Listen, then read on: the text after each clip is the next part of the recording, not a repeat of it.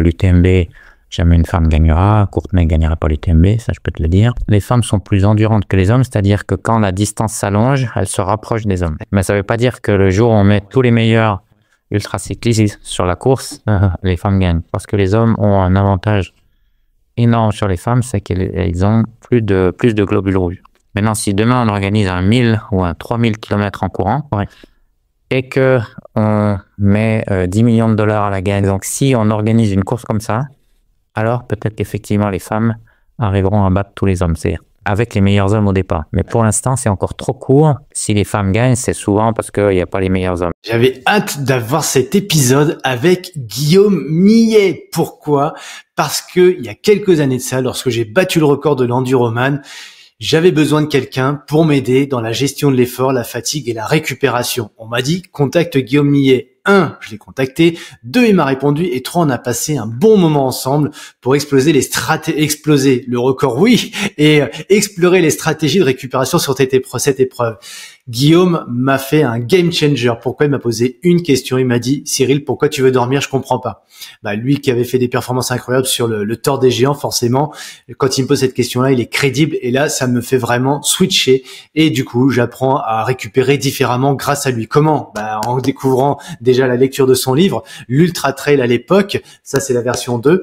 Et l'autre chose que j'ai trouvé fantastique avec Guillaume, c'est qu'en fait, j'ai découvert la puissance de poser les bonnes questions. Et depuis, c'est pour ça que j'ai bien intégré dans mon métier de coach, non pas d'apporter les réponses aux personnes, non pas de leur donner des enseignements, des conseils, etc., mais simplement leur poser les bonnes questions. Parce que finalement, quand le changement vient de l'intérieur, c'est beaucoup plus puissant. Alors j'espère que dans cet épisode, vous aurez justement des clés qui vont vous faire switchez votre cerveau, dites-moi des nouvelles, partagez vos commentaires, n'hésitez pas, j'ai hâte d'avoir vos feedbacks, soyez endurants parce que cet épisode-là, il dure longtemps. Eh bien, je nous souhaite la bienvenue à Saint-Étienne.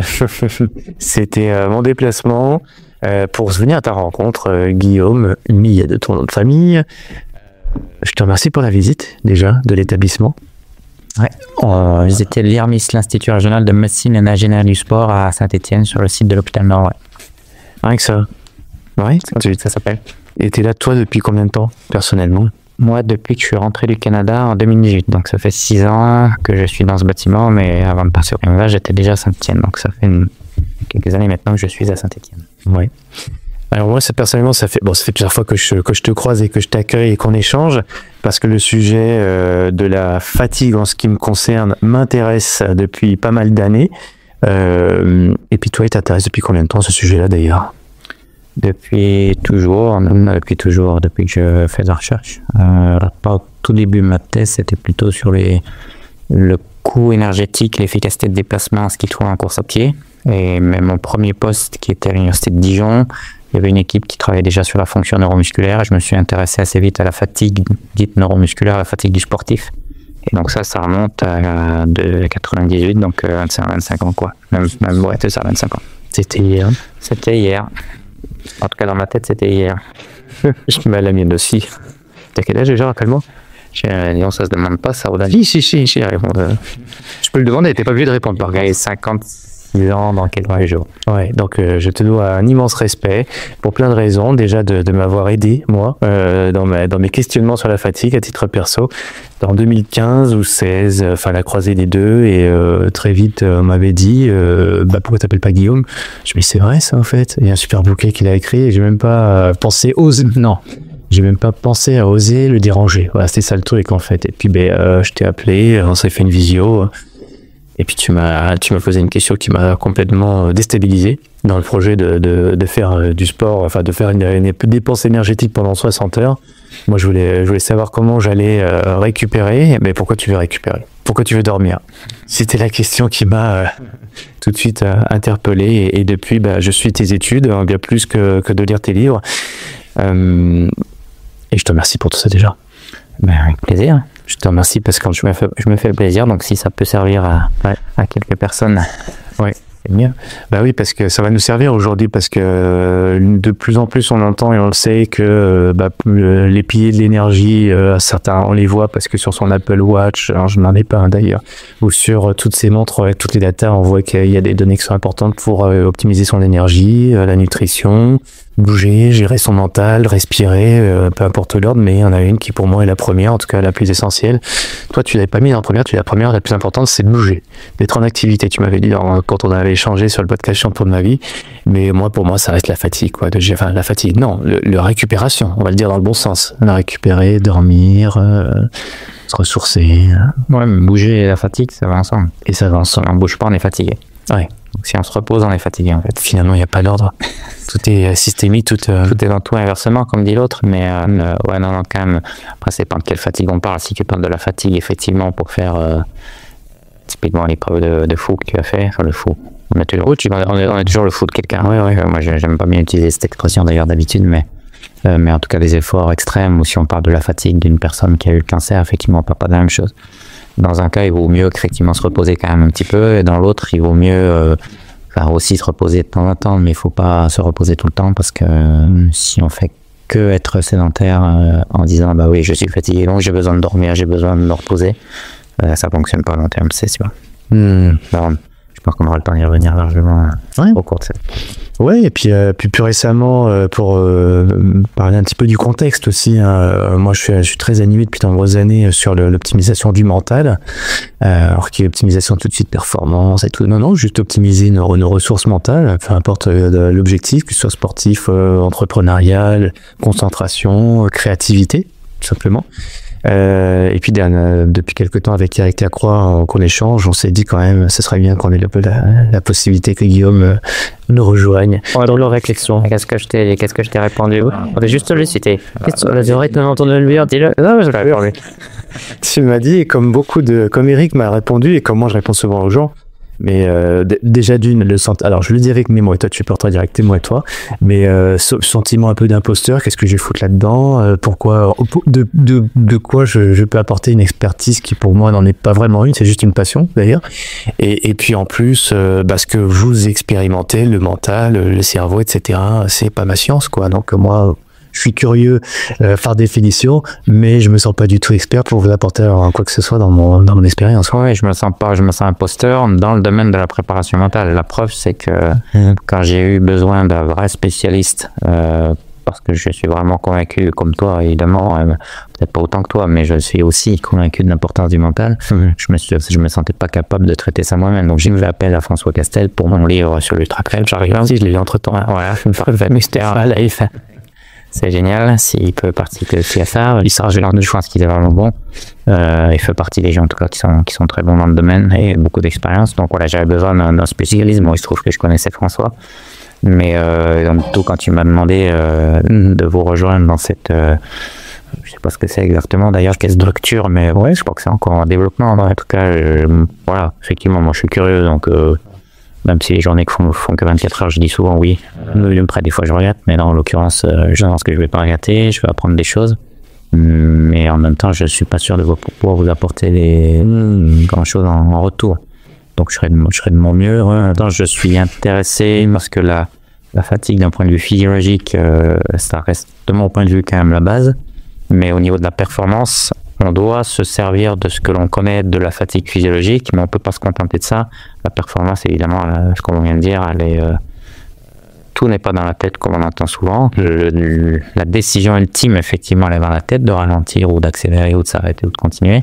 Mais ça dépend énormément des sensations que renvoie l'organisme. Donc voilà, tout est dans la tête, ça c'est faux, mais la tête est le décideur ultime, on va dire. Ouais, j'aime mieux. Donc, moi, je suis convaincu de l'importance de ça, au tel point que j'ai ressenti le besoin en 2011 de créer un modèle de fatigue qui prend en compte ça, la présomption de l'effort, les aspects mentaux, mais sans être un spécialiste de ça. C'est de ce point de vue-là qu'on pourrait dire que je suis un imposteur. Mais j'en suis convaincu, et en même temps, mon métier, c'est pas ça. Mon métier, c'est la physiologie. Et voilà, on peut pas être spécialiste de tout. Certains se prétendent spécialistes de tout, mais c'est pas mon cas. Ouais.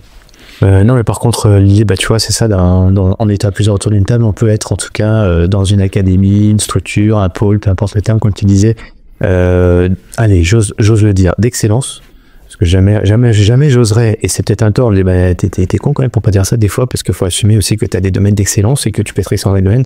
Oui, mais comme tu le dis, j'ai pas abandonné, l'excellence c'est multifactoriel. et j'ai pas l'accès à tous les facteurs pour prétendre à dire que voilà, j'ai l'excellence là-dedans. Et par contre, j'aime l'idée, en tout cas, j'aime à penser qu'avec toi, qu'avec Eric et d'autres personnes comme vous êtes et comme moi, on aime bien aussi partager, d'introduire aussi dans ce cercle-là des personnes qui nous paraissent opportunes, dans nos réflexions pour se nourrir aussi, nous, très égoïstement, de ces partages, de ces échanges, et puis grandir collectivement et apporter aussi peut-être après un début de réponse à des personnes qui se questionnent sur justement les clés, les ressources qu'on peut mettre entre le mental, le cerveau, je vais cibler un peu plus les choses, le cerveau et le corps dans son intégralité, et en même temps l'environnement, parce que peut-être que l'intelligence, elle se résume pas à notre enveloppe corporelle avec tout ce qui est intégré dedans, mais peut-être aussi ce qu'il y a autour, peut-être quelques millimètres, parce que peut-être qu'on peut sortir des choses d'un point de vue kinesthésique, à quelques mètres, on entend des choses, et aussi ça peut altérer ou faire bifurquer un peu notre niveau de performance. Donc moi je suis très calé sur ces sujets de sensationnels. Toi en 2011 tu parles d'une première théorie. D'ailleurs théorie, tu peux changer mes mots, hein, c'est pas une théorie. C'est une théorie, c'est un espèce de modèle très compliqué, basé sur une chasse d'eau. Et c'est le fonctionnement d'une chasse d'eau. Ouais. C'est ton truc de vulgariser aussi, de rendre accessible, ou de faire des images plutôt. Moi, c'est ce que je préfère. Ouais, métier, ça fait partie de mon métier. Hein. C'est pas seulement d'enseigner, c'est pas seulement de faire de la recherche, c'est aussi de communiquer. Enfin, l'enseignement, c'est déjà quelque part de la vulgarisation pour des étudiants qui en ont plus ou moins rien à foutre. Mais qui rentrent dans les il y en a aussi qui sont très intéressés. Il faut pas jeter le bébé avec l'eau du bain. Ouais. Mais c'est vrai que le grand public qui fait l'effort de venir te voir ou d'acheter tes livres, par définition, ils sont intéressés puisqu'ils font l'effort, et c'est clairement la partie de mon boulot que je préfère.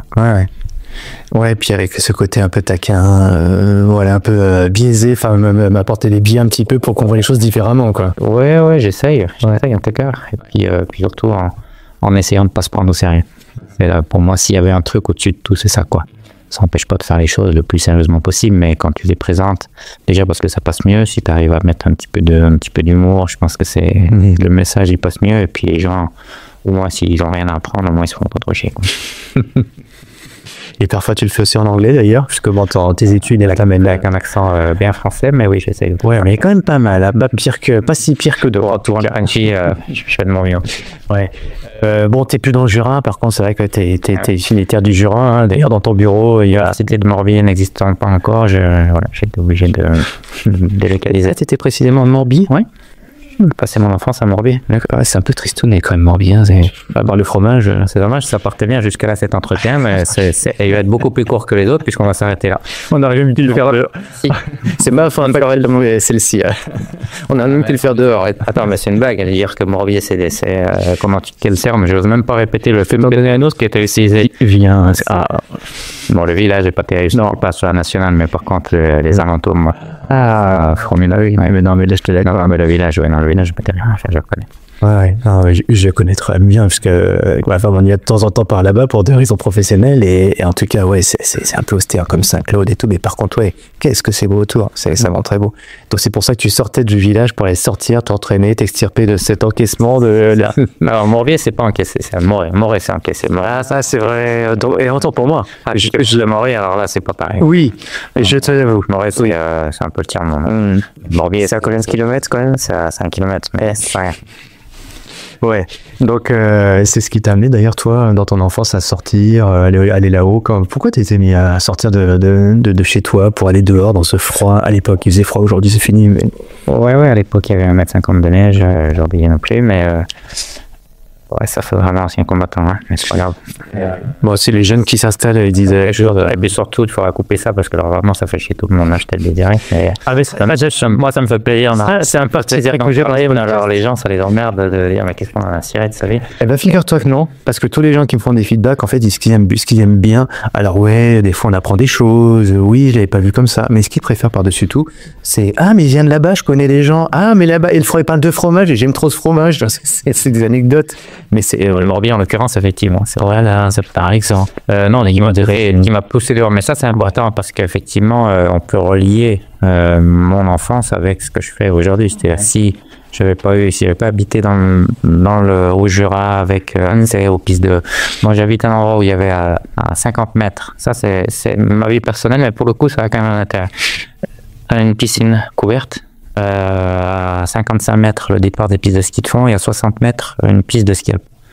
Donc voilà, et des terrains de foot tout autour, évidemment des chemins partout pour faire du VTT et courir. Donc voilà, mon enfance c'était ça, avec un père prof d'EPS, des instituteurs et plus tard des profs d'EPS super qui m'ont fait qu'encourager, que faire grandir la petite graine qu'avait plantée mon père, et puis un peu plus parce qu'il a, puis ma mère aussi, hein, mais entre parenthèses, mes parents qui ont 90 ans, qui sont encore en pleine bourre parce qu'ils ont fait du sport toute leur vie. Donc bref, tout ça fait que j'ai baigné effectivement dans l'activité physique et le sport de compétition, d'ailleurs, depuis tout petit. Moi, je suis assez partisan du sport de compétition, pas fait n'importe comment, mais moi j'ai rien contre la compétition. Je trouve que la compétition peut avoir des vertus, y compris pour les enfants. D'ailleurs, ça dépend comment on le fait. Et donc j'ai fait ça depuis tout petit, en fait, depuis 10 ans. Et si je suis encore actif à mon âge, et si j'ai fait de la compétition pendant 35 ans, c'est grâce à ça, en fait. C'est beaucoup plus compliqué de se mettre au sport sur le tard quand on n'a pas eu la chance de grandir dans une famille qui nous a emmenés dehors, qui a formaté notre cerveau à prendre du plaisir, parce que notre cerveau, naturellement, il a qu'une envie, c'est de se mettre au repos. Parce que ça, c'est notre héritage génétique qui fait qu'on cherchait qu'à économiser notre énergie.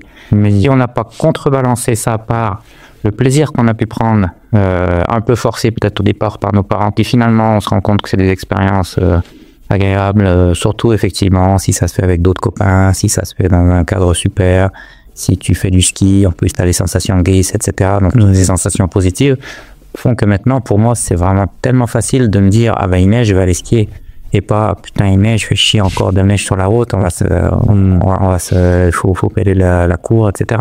Donc c'est juste une chance en fait de les donner dans ce milieu-là, et j'en suis extrêmement reconnaissant à mes parents. Puis j'ai surtout eu de la chance. Quand on voit la vie qu'ont certains, je parle même pas des migrants ou des gens comme ça, mais même bon voilà, je suis pas plomber l'ambiance, mais c'est au moins reconnaître la chance que l'on a eue quand mais toi c'est un milieu en même temps. Dans ton milieu, tu croises la performance, mais tu croises aussi les gens qui sont dans les difficultés, qui sont extrêmement fatigués, qui ont suite à des maladies ou même ce qu'on appelle la fatigue idiopathique pour aucune raison, ou qui ont eu des maladies diverses et qui viennent essayer de se remettre en forme, participant à nos études. Et puis j'espère qu'on contribue modestement au fait que oui, il y a des gens qui se remettent à l'activité physique et qui prennent le même plaisir peut-être à terme que l'on a nous. Oui, ça fait partie des motivations. Donc oui, on les côtoie, ces gens-là. Mais tu as la chance de rappeler, et moi je pense que d'entendre ce que tu dis fait du bien, parce que des fois, oui, on a peut-être tendance à oublier qu'on est dans un contexte plutôt favorable, que ce soit environnement, soit extérieur ou environnement intérieur, notre microbiote, notre patrimoine génétique, etc. Et je sais pas, toi tu as fait le service militaire par exemple? J'ai fait le service militaire, je faisais partie des derniers. Ouais. Alors là, on a perdu tout le monde, hein, parce qu'il y a deux, trois personnes qui parlaient sur l'Est.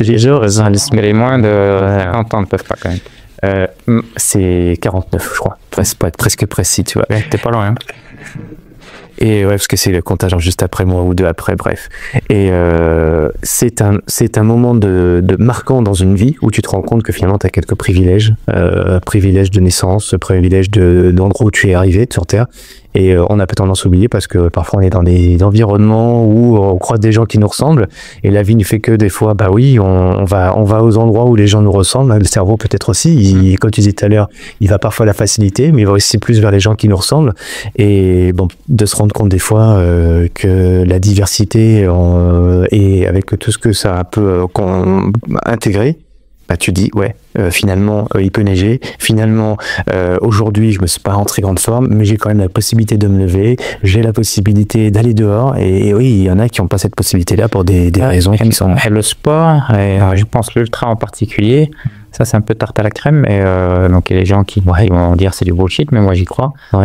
Te permet aussi, dans une certaine mesure, à un moment donné, si tu as un coup dur, vraiment très dur, c'est pas ton expérience sportive qui va te permettre de t'en tirer à tous les coups, c'est pas une assurance vie, mais quand même parfois d'avoir des moments des coups de moins bien, comme on dit en ultra, et ben tu as aussi des fois des coups de moins bien dans la vie, et ça te permet de dire ouais bah ok, bah j'ai déjà affronté des choses difficiles, y compris en compétition, etc. Et je sais qu'il faut ralentir, qu'il faut serrer les dents, et puis ne pas tout lâcher, que ça va revenir. Ouais. Je sais que ça paraît un peu bêta comme image, comme parallèle, mais moi j'y crois. En fait. J'y crois que cette expérience que tu as vécue en course Et je pense que c'est quand même assez propre à l'ultra, mais même peut-être à la compétition en général. Tu apprends quand même à pas baisser les bras. Et donc à te battre, mais te battre contre toi en fait. À te battre, j'aime pas trop ce terme d'ailleurs. De mettre un peu des coups de pied au cul. Ouais, c'est plutôt le battre, en tout cas se battre contre soi, pas contre les autres. Ouais, et peut pas sans se faire mal, quoi. Et c'est une question qu'on me pose souvent d'ailleurs et sur laquelle j'ai pas toutes les réponses. Finalement, est-ce qu'il faut passer par ces périodes complexes, difficiles, pour pouvoir retrouver la motivation à un truc différent, un truc plus haut, un truc plus fort, ou un truc plus qui nous fait vibrer, voilà, sans parler de dépassement, tu vois, mais un truc qui me fait vibrer. Et des fois on se rend pas compte de ce qu'on a. Est-ce qu'il faut vraiment ne plus rien avoir à un moment donné pour retrouver l'envie de l'appétit? Alors des fois je le dis en souriant, je dis justement à mes parents, mais en fait vous nous avez pas rendu service parce que vous nous avez fait une vie tellement facile qu'on n'a pas eu cette niaque pour atteindre des choses extraordinaires. Donc c'est de votre faute si je suis pas un grand écrivain, c'est de votre faute si j'aurais pas le prix Nobel. Donc je les charrie un peu avec ça. Et là ils font tomber le micro, le casque, ils s'en vont, comme toi t'as fait tout à l'heure, c'est ça? Non, ils se connaissent. C'est intéressant ce que tu viens de dire, parce que juste un mot que tu as dit, j'ai pensé à quelqu'un quand tu parles de niaque. Et là, je fais un petit coucou à un sportif mais qui est plus connu dans la gastronomie, parce que c'est Bocuse d'Or, c'est David Tissot, un Lyonnais, hein, juste pour toi, parce que voilà, ça va couper c'est drôle. J'ai trois fois l'âge, le lieu où t'es né, et maintenant, voilà, on va parler de Lyon. Je parle à Stéphane, certains ont compris. On va quand même préciser, parce que je pense que tu n'as pas trop de bas du front dans tes auditeurs, mais qu'on rigole avec ça, effectivement, cette rivalité stéphano-lyonnaise. On peut en rire, mais justement, certains n'en rient pas. C'est ça qui est dramatique. C'est-à-dire que les gens, tu peux dire effectivement lyonnais, je te hais en rigolant, etc. Sauf qu'il y a quand même des gens qui le beaucoup, malheureusement, et notamment parmi les supporters de foot. Moi, j'adore le foot. C'est dommage qu'il y ait des supporters, mais sinon, c'est un super sport. Non, blague à part, tu as des gens qui vont très bien, j'ai perdu regarder des fois quelqu'un qui nous égrade. Non, mais après, c'est la réalité. Je veux dire, quand tu vas au stade et que tu as à Saint-Etienne comme à Lyon, d'ailleurs, et que tu vois les mecs qui... on a le droit de dire des gros mots et des insultes homophobes ou pas? Parce que ici, les choses... Tu dis que tu les juste à côté, quoi. Non, mais c'est juste déplorable. Et donc, oui, moi, j'aime bien jouer ce jeu-là, mais il faut... Malheureusement, tu es obligé de préciser que, attention, c'est faux rire. Et que évidemment, j'ai rien contre les Lyonnais, mais... Rien contre David Tissot non plus, du coup. Eh ben, je le connais pas, donc je te le fréquenterai. S'il fait bien, j'ai plaisir. Il y a un mot qui n'en pas souvent, d'ailleurs, c'est la niaque. Mais pas pour lui, pour les autres. Si j'aime les gens qui font la niaque. Et oui, lui, il avait écarter les maguettes, tu vois, il avait rien et tout. Enfin bon, ouais, il avait en gros pas grand chose au démarrage, quoi. Et je sais pas, par contre, je sais pas, si, d'ailleurs, je vais podcaster. On a fait le plus long podcast tous les deux. Plus de 2h30. Alors, on va essayer de faire mieux. Ouais. Chuch. Défatiguons-nous. Mais non, après, ces gens-là ont beaucoup plus de mérite. Et moi, effectivement, à partir du moment où ils arrivent, seulement ils mettent très peu. Par définition, parce que c'est plus difficile que des gens qui sont nés comme moi dans les milieux favorisés. En général, quand ils s'en sortent, oui, effectivement, ça leur permet cette résilience-là qu'ils ont une énergie, ça leur permet souvent d'atteindre des choses comme les footballeurs ailleurs qui viennent des quartiers, les boxeurs, etc. C'est pas un hasard. Hein. Ouais. Il y a une grosse énergie intérieure qui est liée à un contexte, à des émotions aussi. C'est pas, après, on peut très bien être né dans un milieu favorisé et puis avoir une niaque énorme, mais globalement, quand même, ça questionne. C'est quand on a eu de la difficulté quand on est jeune, certains, ceux qui s'en sortent, ont vraiment la niaque. Et c'était la question, tu vois, est-ce qu'il faut connaître la difficulté, je cherche des synonymes de difficulté, mais tu vois, des situations, je disais, complexes, ou voire même parfois dramatiques, dans lesquelles on sort vivant. Ouais, mais t'as plein de chance, exemple de gens qui ont perdu un proche. Je crois le premier qui vient en tête, peut-être pas le meilleur, mais c'en est un bon quand même malgré tout, c'est Sylvain Guillaume, qui était un combiné nordique jurassien, qui avait perdu son frère et s'accrochait énormément à ça. Il a été vice-champion olympique, etc. Donc voilà, dans les exemples comme ça, je crois qu'il y en a beaucoup. Mais non, on n'est pas obligé d'avoir perdu un proche pour être champion olympique ou vice-champion olympique, heureusement. Non. Mais derrière, et alors là, voilà, pour le coup, derrière chaque champion, personne qui sort un petit peu de son cadre ordinaire pour se transcender un peu, il y a souvent effectivement une histoire derrière. Tu parles de perte, de maladie, de tragédie parfois, d'accidents aussi, pour se rendre compte que finalement la vie est là et il y a des belles opportunités, mais effectivement il faut avoir une grande énergie pour ça. Alors forcément ça nous ramène à la fatigue parce que des fois on se sent fatigué, on a le goût à rien, on a le jus pour rien. Quel est à l'inverse, là on parle d'exemple où il y a une renaissance, tu vois, mais est-ce que tu penses à des cas plus complexes où la fatigue elle est là et là toi t'as pas encore résolu l'équation de dire mais je peux pas apporter, j'aimerais apporter des choses à des gens qui vraiment une fatigue profonde et pour le coup là c'est pas encore résolu quoi. Ouais, alors moi je travaille pas au quotidien non plus avec des gens j'en connais pas tant que ça personnellement, des gens qui sont très fatigués. Non, moi j'encadre des thèses où effectivement on recrute des gens comme ça. Après moi mon rôle c'est pas forcément d'être au contact au quotidien avec ces gens-là. Donc finalement chacun son métier quoi si tu veux.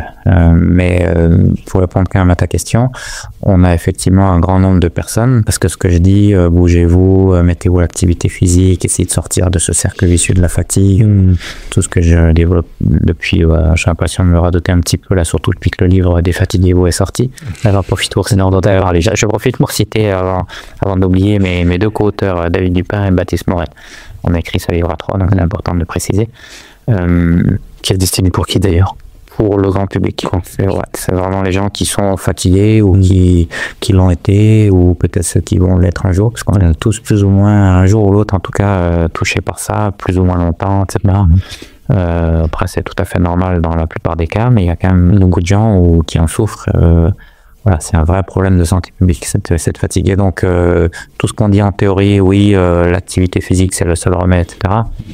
Ça marche quand même, heureusement, mais ça marche pas tout le temps. Donc, il y a effectivement le problème, c'est qu'il n'y a pas grand-chose d'autre pour ces gens-là. Donc, à part des thérapies comportementales, parfois quelques médicaments sur le court terme, etc. Mais sur le long terme, le seul truc qui marche vraiment bien, c'est l'activité physique. Et quand certaines personnes, par exemple, tu as aussi des personnes qui sont intolérantes à l'activité physique, ça existe, qui font des malaises post-effort. Et ces gens-là, par exemple, des gens qui sont atteints du syndrome de fatigue chronique, ou les Covid longs, certains Covid longs qui vraiment sont à la peine et qui bougent, finalement, ils sont encore plus fatigués. Les solutions c'est pour ça que c'est si compliqué pour eux. Les solutions, elles sont pas faciles à trouver. Donc, globalement, quand même, l'activité physique, ça fonctionne, mais ça fonctionne pas chez tout le monde, ça c'est sûr. Ceux qui nous écoutent là, qui pensent à des personnes, tu vois, qui sont atteintes de certains syndromes, ou tu vois, on a fait on a l'impression d'avoir fait le tour de tous les experts entre guillemets dans notre sphère locale, parce que souvent quand on a des experts, c'est géographique et encore c'est compliqué aujourd'hui pour avoir des rendez-vous. Mais en gros, comment on fait pour rentrer en contact? Alors, si c'est avec toi, mais en tout cas avec tes équipes, ou dans quel cas? Alors nous, on a nos études universitaires où on recrute plutôt localement parce qu'on a besoin de faire venir les gens puisqu'on l'activité physique, on les entraîne. Alors parfois on les entraîne à domicile, mais on a quand même besoin d'aller les voir régulièrement, de leur apporter du matériel, qui viennent faire les tests. Donc on peut pas tester les gens qui sont de Lille ou de Marseille, c'est un peu compliqué. Enfin en théorie on peut, mais dans les faits on le fait pas. Et on a ouvert avec les collègues médecins du CHU une consultation fatigue. Donc ça c'est assez nouveau en France. Ouais. Mais là encore, malheureusement, c'est aussi destiné aux personnes qui sont de la région stéphanoise ou lyonnaise, éventuellement Clermont. Mais c'est parce qu'on a besoin de les voir déjà 2 fois pour faire tout un tas de tests, de questionnaires, évaluer le niveau de forme, la résistance à la fatigue, le sommeil, des questionnaires de dépression, enfin tout un tas de mesures à la fois subjectives et objectives. Et à partir de là, on peut essayer d'essayer de deviner, entre guillemets, de diagnostiquer pourquoi ils sont fatigués et de leur proposer un programme d'activité physique mais le problème, c'est qu'il n'existe pas grand-chose. En France, ils viennent dans nos études, mais en général, on les entraîne pendant 3-4 mois et puis après, on n'a plus grand-chose à leur proposer. Soit ils font pas partie de nos études, on les renvoie vers des kinés en ville parce que les kinés sont remboursés par les profs d'APA, mais également, on aimerait les envoyer vers des profs d'APA, mais qui est-ce qui paye? C'est pas forcément des gens qui ont les moyens de se payer souvent ils n'ont pas les moyens de se payer un enseignant d'activité physique adaptée. Donc on est un petit peu dépourvu. Bien sûr qu'il y a des clubs sportifs qui font un petit peu ça, mais ils sont pas spécialisés dans les gens qui sont fatigués, évidemment. Donc, ils font du sport santé, en athlète, dans pas mal de films qui font ça. Ouais. Les associations de régime volontaire, voilà, il y a quand même des choses qui existent en France qui coûtent pas trop cher, mais c'est pas forcément très adapté. C'est mieux que rien, c'est un pizzerie si on veut, mais c'est pas adapté. Et pourtant, ces gens-là, si on arrivait vraiment à s'occuper d'eux et alors leur remettre le pied à l'étrier avec effectivement un programme sur quelques mois, suivi 3 fois par semaine. Alors oui, ça coûterait un peu d'argent, mais derrière, c'est peut-être des gens qui coûteraient beaucoup moins cher à la société en termes de soins. Voilà, en fait, là, on pose le problème de la prévention versus le soin. C'est comme disait, j'adore ce qu'a dit François Carré, quand il disait on va venir à Saint-Étienne là pour une soirée d'ouverture, de lancement de notre graduate school sur le thème de l'activité physique et sportive à Saint-Étienne. François Carré a fait la conférence inaugurale et disait, moi quand je vois les ministres, je leur dis vous n'êtes pas ministre de la santé, vous êtes ministre des médicaments. Et c'est exactement ça en fait. C'est-à-dire que tout 80%, on va pas dire 90% des remboursements vont, des financements vont dans le remboursement de médicaments ou de soins. Alors que ça devrait presque être, peut-être pas l'inverse, mais il devrait y avoir un pourcentage beaucoup plus important qui est mis dans la prévention. Pas que l'activité physique, bien sûr, c'est la nutrition, c'est le sommeil, c'est du tabagisme, la prévention de l'alcoolisme, tout ce qu'on veut, mais l'activité physique est quand même pas loin pour moi, qui est un peu biaisé, bien sûr, des solutions numéro 1 à mettre en avant. Ouais. Ça avec le reste, mais voilà. Donc, bref, on a tellement d'exemples, je sais plus quelle était la question, mais c'est ma réponse. Remplacer une addiction par une autre, est-ce que c'est grave, docteur? C'est grave, alors, il y a plein de choses. Allez, je t'en aurais plus, je crois. Déjà, tu me tends une perche pour parler d'un projet, j'avais bien prévu de le placer, donc je vais le faire tout de suite, comme ça sera fait, mais pas tout de suite, je vais quand même te répondre à ça sur l'addiction. Ouais. Ça fera plaisir à Eric. Alors Eric connaît sûrement ça, mais moi pour mon livre encore, je n'étais pas spécialiste, donc j'ai fait appel à une collègue, Laurence Kern, sur mon livre Ultra Brel, qui a fait un petit chapitre très bien sur l'addiction. Elle appelle ça l'activité physique problématique, plutôt que l'addiction, mais c'est la même chose. On pourrait appeler ça aussi la bigorexie. Enfin voilà, il y a plusieurs termes, mais a priori le terme qui convient le mieux d'après elle, c'est l'activité physique problématique. Donc c'est effectivement les gens qui peuvent pas s'empêcher de faire du sport ou bouger tout le temps, même s'ils sont blessés, même s'ils divorcent, même s'ils sont virés long boulot parce que à cause de ça, mais déconner peut-être du monde. Je pense pas que ça soit quand même énormément ça représente une fraction importante de C'est bien de rappeler. Ouais, ça existe. Et puis c'est grave comme toutes les addictions. Quand on a vraiment un addict au sport, on peut dire c'est cool parce que c'est une addiction. Il y a un très bon sketch de Marina Rollman, une humoriste suisse, qui là-dessus, on disait en plus c'est une addiction qui est socialement favorisée, donc ils sont pour ça qu'ils terminent les courses les bras en croix avec une attitude christique parce qu'en plus on les encourage dans leur délire effectivement. Et excellent ce sketch, j'encourage vraiment aux éditeurs à l'écouter. Elle dit mais normalement le mec il dit 10h du soir il peut et je me botte que je vais courir, mais normalement tu fais ça pour 1 gramme de coke, tu fais pas ça pour aller courir. Et là comme c'est assez drôle. Et donc ça existe effectivement les gens qui sont comme ça, et c'est grave, même si c'est socialement encouragé. Et on pourrait en sourire, comme on sourit de l'addiction au sexe, comme on dit l'addiction au travail, c'est très bien. Moi je pense que j'en souffre honnêtement, et c'est pas très bien en fait, c'est pas ça a bien évolué depuis la dernière fois que tu m'en avais parlé, non? Pas croche, je sais pas si c'est en train d'empirer, mais tu vois, on en sourit en disant c'est bon bien sûr. Mais oui, mais c'est pas, non mais moi ça va, c'est pas non plus, je pense que c'est pas une vraie addiction justement. Et les gens, parce que le jour où je prends quand même des jours de vacances, je tremble pas quand même, j'arrive à bon, je vais quand même essayer de travailler un petit peu, mais je sais pas. Non, mais blague à part. Tu vois, on dit il faut pas en rire, et si en fait on en rit. Arrête de rire. Et t'as dit prononcer le mot rire, donc forcément tu peux une aller. Le cerveau ne connaît pas la négative, mais c'est bon. Donc faut pas en rire dans le sens où ça peut mettre vraiment certaines personnes en difficulté et nuire à leur santé. Ouais, c'est dans le sens tout là où je veux en aller avec eux. C'est pas parce qu'on fait je vais y arriver au bout d'un quart d'heure. Pas parce qu'on fait beaucoup d'activités physiques, c'est pas parce qu'on fait 3 heures de sport par jour qu'on est forcément addict. Et c'est où la ligne? Sans rentrer trop dans, on n'a pas de sujet de toute façon, c'est dit tous les deux qu'il n'y aurait pas un sujet en particulier, donc on jette en l'air et puis on voit où on va. Mais sur ce sujet de là où la famille pourrait dire homophone d'ailleurs, bah tiens, tu t'en prennes tous les jours, c'est une addiction, parce que c'est-à-dire qu'il n'y a pas un jour où tu peux t'en passer. À partir de quel moment, toi, de façon très subjective, tu dis, bah, on n'est pas addict tant que quoi? Bah, tant que dès que tu t'arrêtes, tu peux dire, bah là, j'ai prévu d'aller 5 jours avec ma femme en vacances, et je ne peux pas parce qu'on va visiter une ville ou n'importe quoi, on ne peut pas courir. On se dit, on va pas courir, c'est OK. Et je ferai un peu plus la semaine prochaine, et il n'y a pas de souci.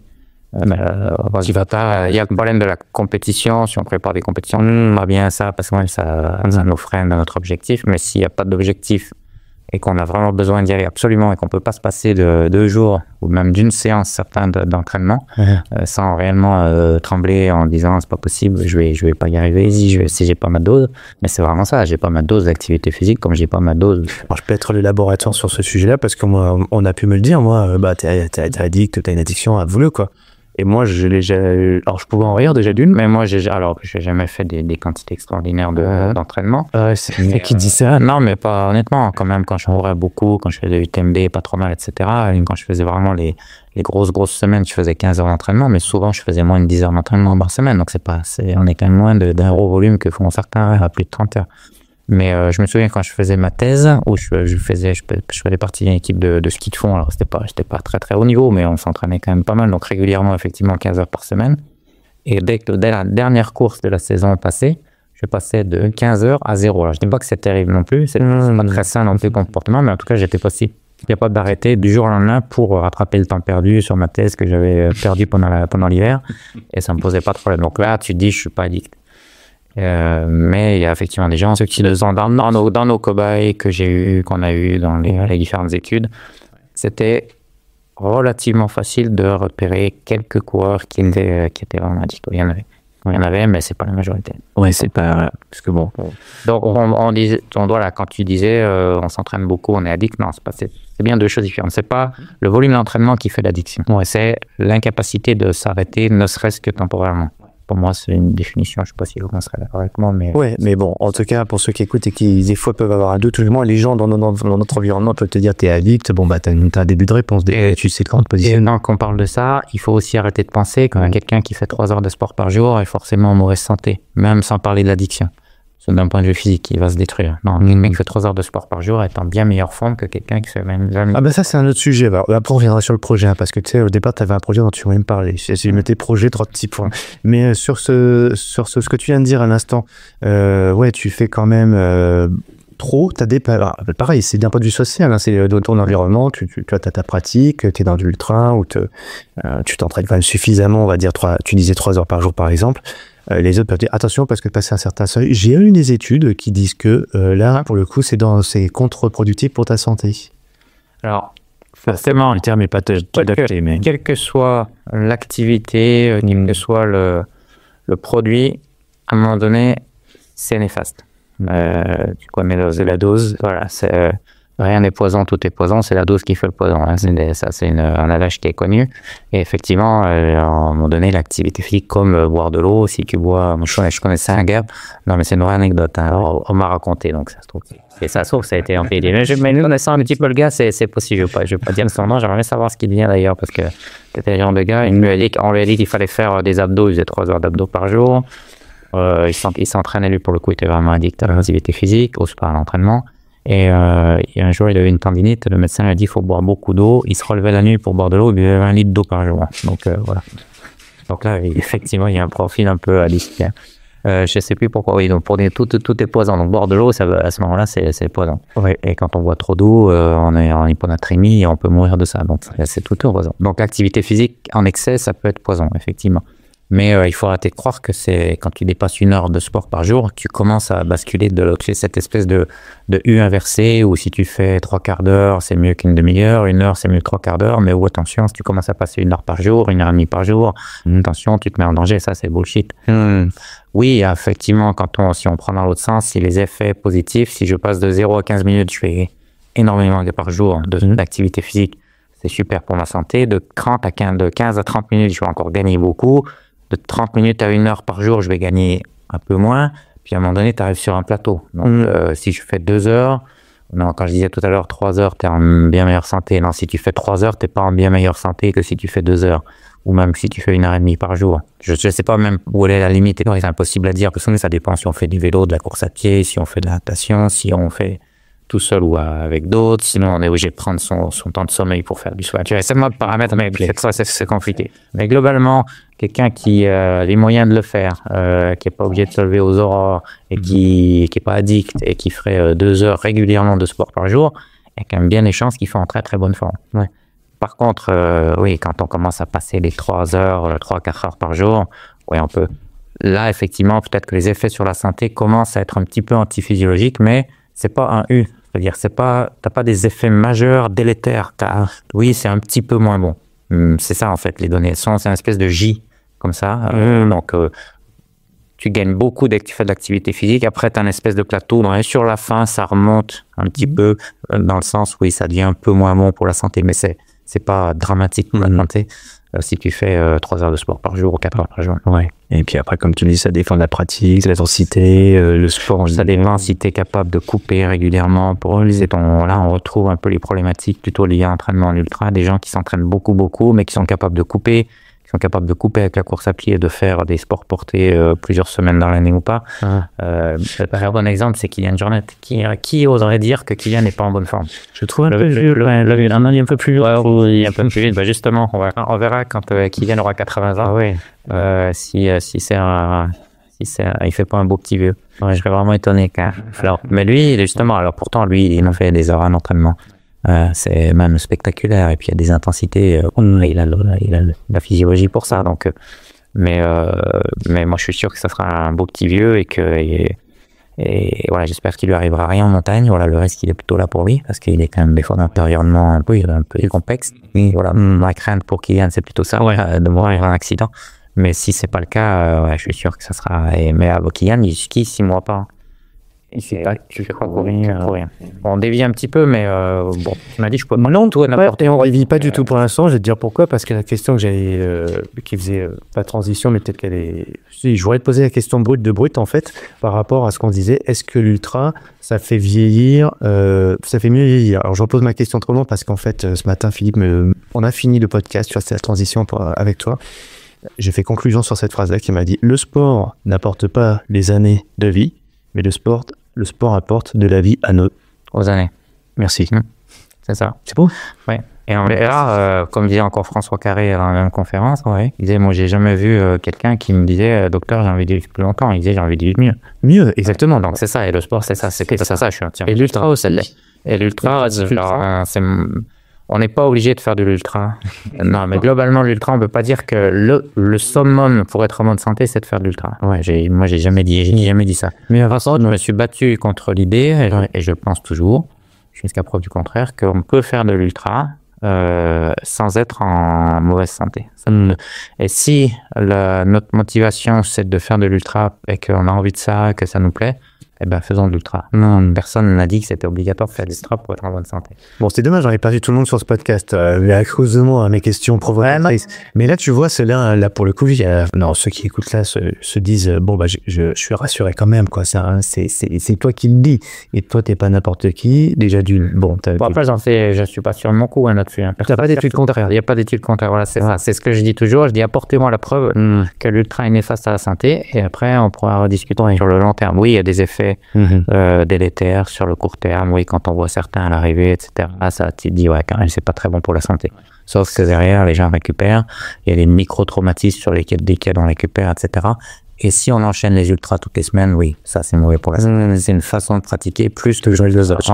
Voilà, donc, on peut être raisonnable dans la déraison, je pense. C'est-à-dire qu'on peut se fixer des objectifs qui nous permettent de rester en forme toute l'année, parfois sûrement d'en faire un petit peu trop parce qu'on veut se préparer, c'est vrai, mais si on s'est compensé par des périodes de l'année où justement on récupère, on prend vraiment le temps de se régénérer, moi je pense qu'on peut durer pendant des années. Encore une fois, Kylian est un très bon exemple.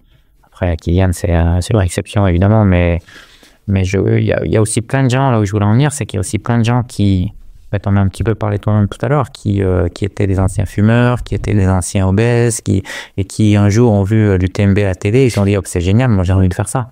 et du coup qui se sont mis à faire du sport parce qu'ils avaient cette envie d'aller, ils ont vu courir des gens dans la montagne, etc. Et non, ils disent ça a l'air vraiment cool.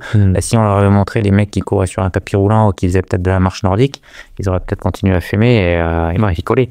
Ça donne envie. Donc même si j'adore la reine, j'ai rien contre la course sur tapis roulant et contre la marche nordique, qui est d'ailleurs, soit dit en passant, une très belle activité. Oui. Mais ça fait moins rêver que de faire du TMB, ça c'est sûr. Et d'ailleurs, c'est l'occasion de placer mon projet. Parce que voilà, projet, ouais, encore. Juste avant, je finis là-dessus pour que tu parles de ton projet après, mais oui, ça donnait beaucoup moins envie quand on te voyait toi en train de faire du ski de fond avec des tenues collées au corps. Un mec qui voit ça donne pas très envie, quoi. Le ski de fond, pourtant c'est bon, le ski de fond, ça fait du bien. Tu me charries sur Morbier, maintenant tu me charries sur les combinaisons fluo. C'est vrai qu'on a les combinaisons fluo. T'as des dossiers? Ouais, j'ai des photos, ouais, ça fait fluo, mais bon, j'ai pas rien. C'est dans des ça, vraiment, il est choisi pour les lieux de la vieille Jurassien, c'est écureuil massif Jurassien. T'as le choix entre faire de la lutte, de frères Ballin, ouais, avec les belles tenues des lutteurs, ou il y a faire du ski de fond. Bah, voilà, lui, c'est moule-boule, ce qu'il est. Et t'as les combines de ski de fond, ça fait l'image, pas tout à fait ouais. Mais ouais, non, après, l'esthétique, on s'en tape, hein. Franchement. Ouais, ça donne pas rien. Ça donne pas envie, si t'es, comment dirais-je, sensible à l'esthétique, tant pis pour toi. Ouais, ça sert à quoi? Bon, moi, je le suis pas, personnellement, j'en ai rien à foutre. Aujourd'hui, tout le monde veut faire un UTMB parce qu'on le voit à la télé, parce que c'est sexy, parce que c'est l'anard, parce que c'est machin. Courir. Ce qui est sexy, c'est le fait de courir dans la montagne, c'est la liberté de courir. Oui, mais tout le monde veut faire un UTMB un jour.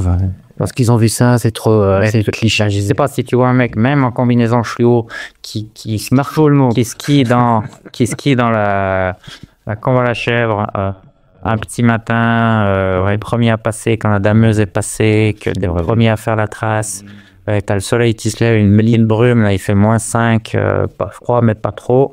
Si ça te fait pas rêver, bon ben voilà. Le problème c'est que moi ça me fait rêver parce qu'on en revient à ce que je disais tout à l'heure, parce que j'ai associé du plaisir à ça, parce que j'ai eu la chance de faire ça depuis. Non, mais pour ceux qui s'entendent dire ça, quelqu'un qui voit ça, effectivement peut-être ça fait pas rêver, mais quand même c'est fun.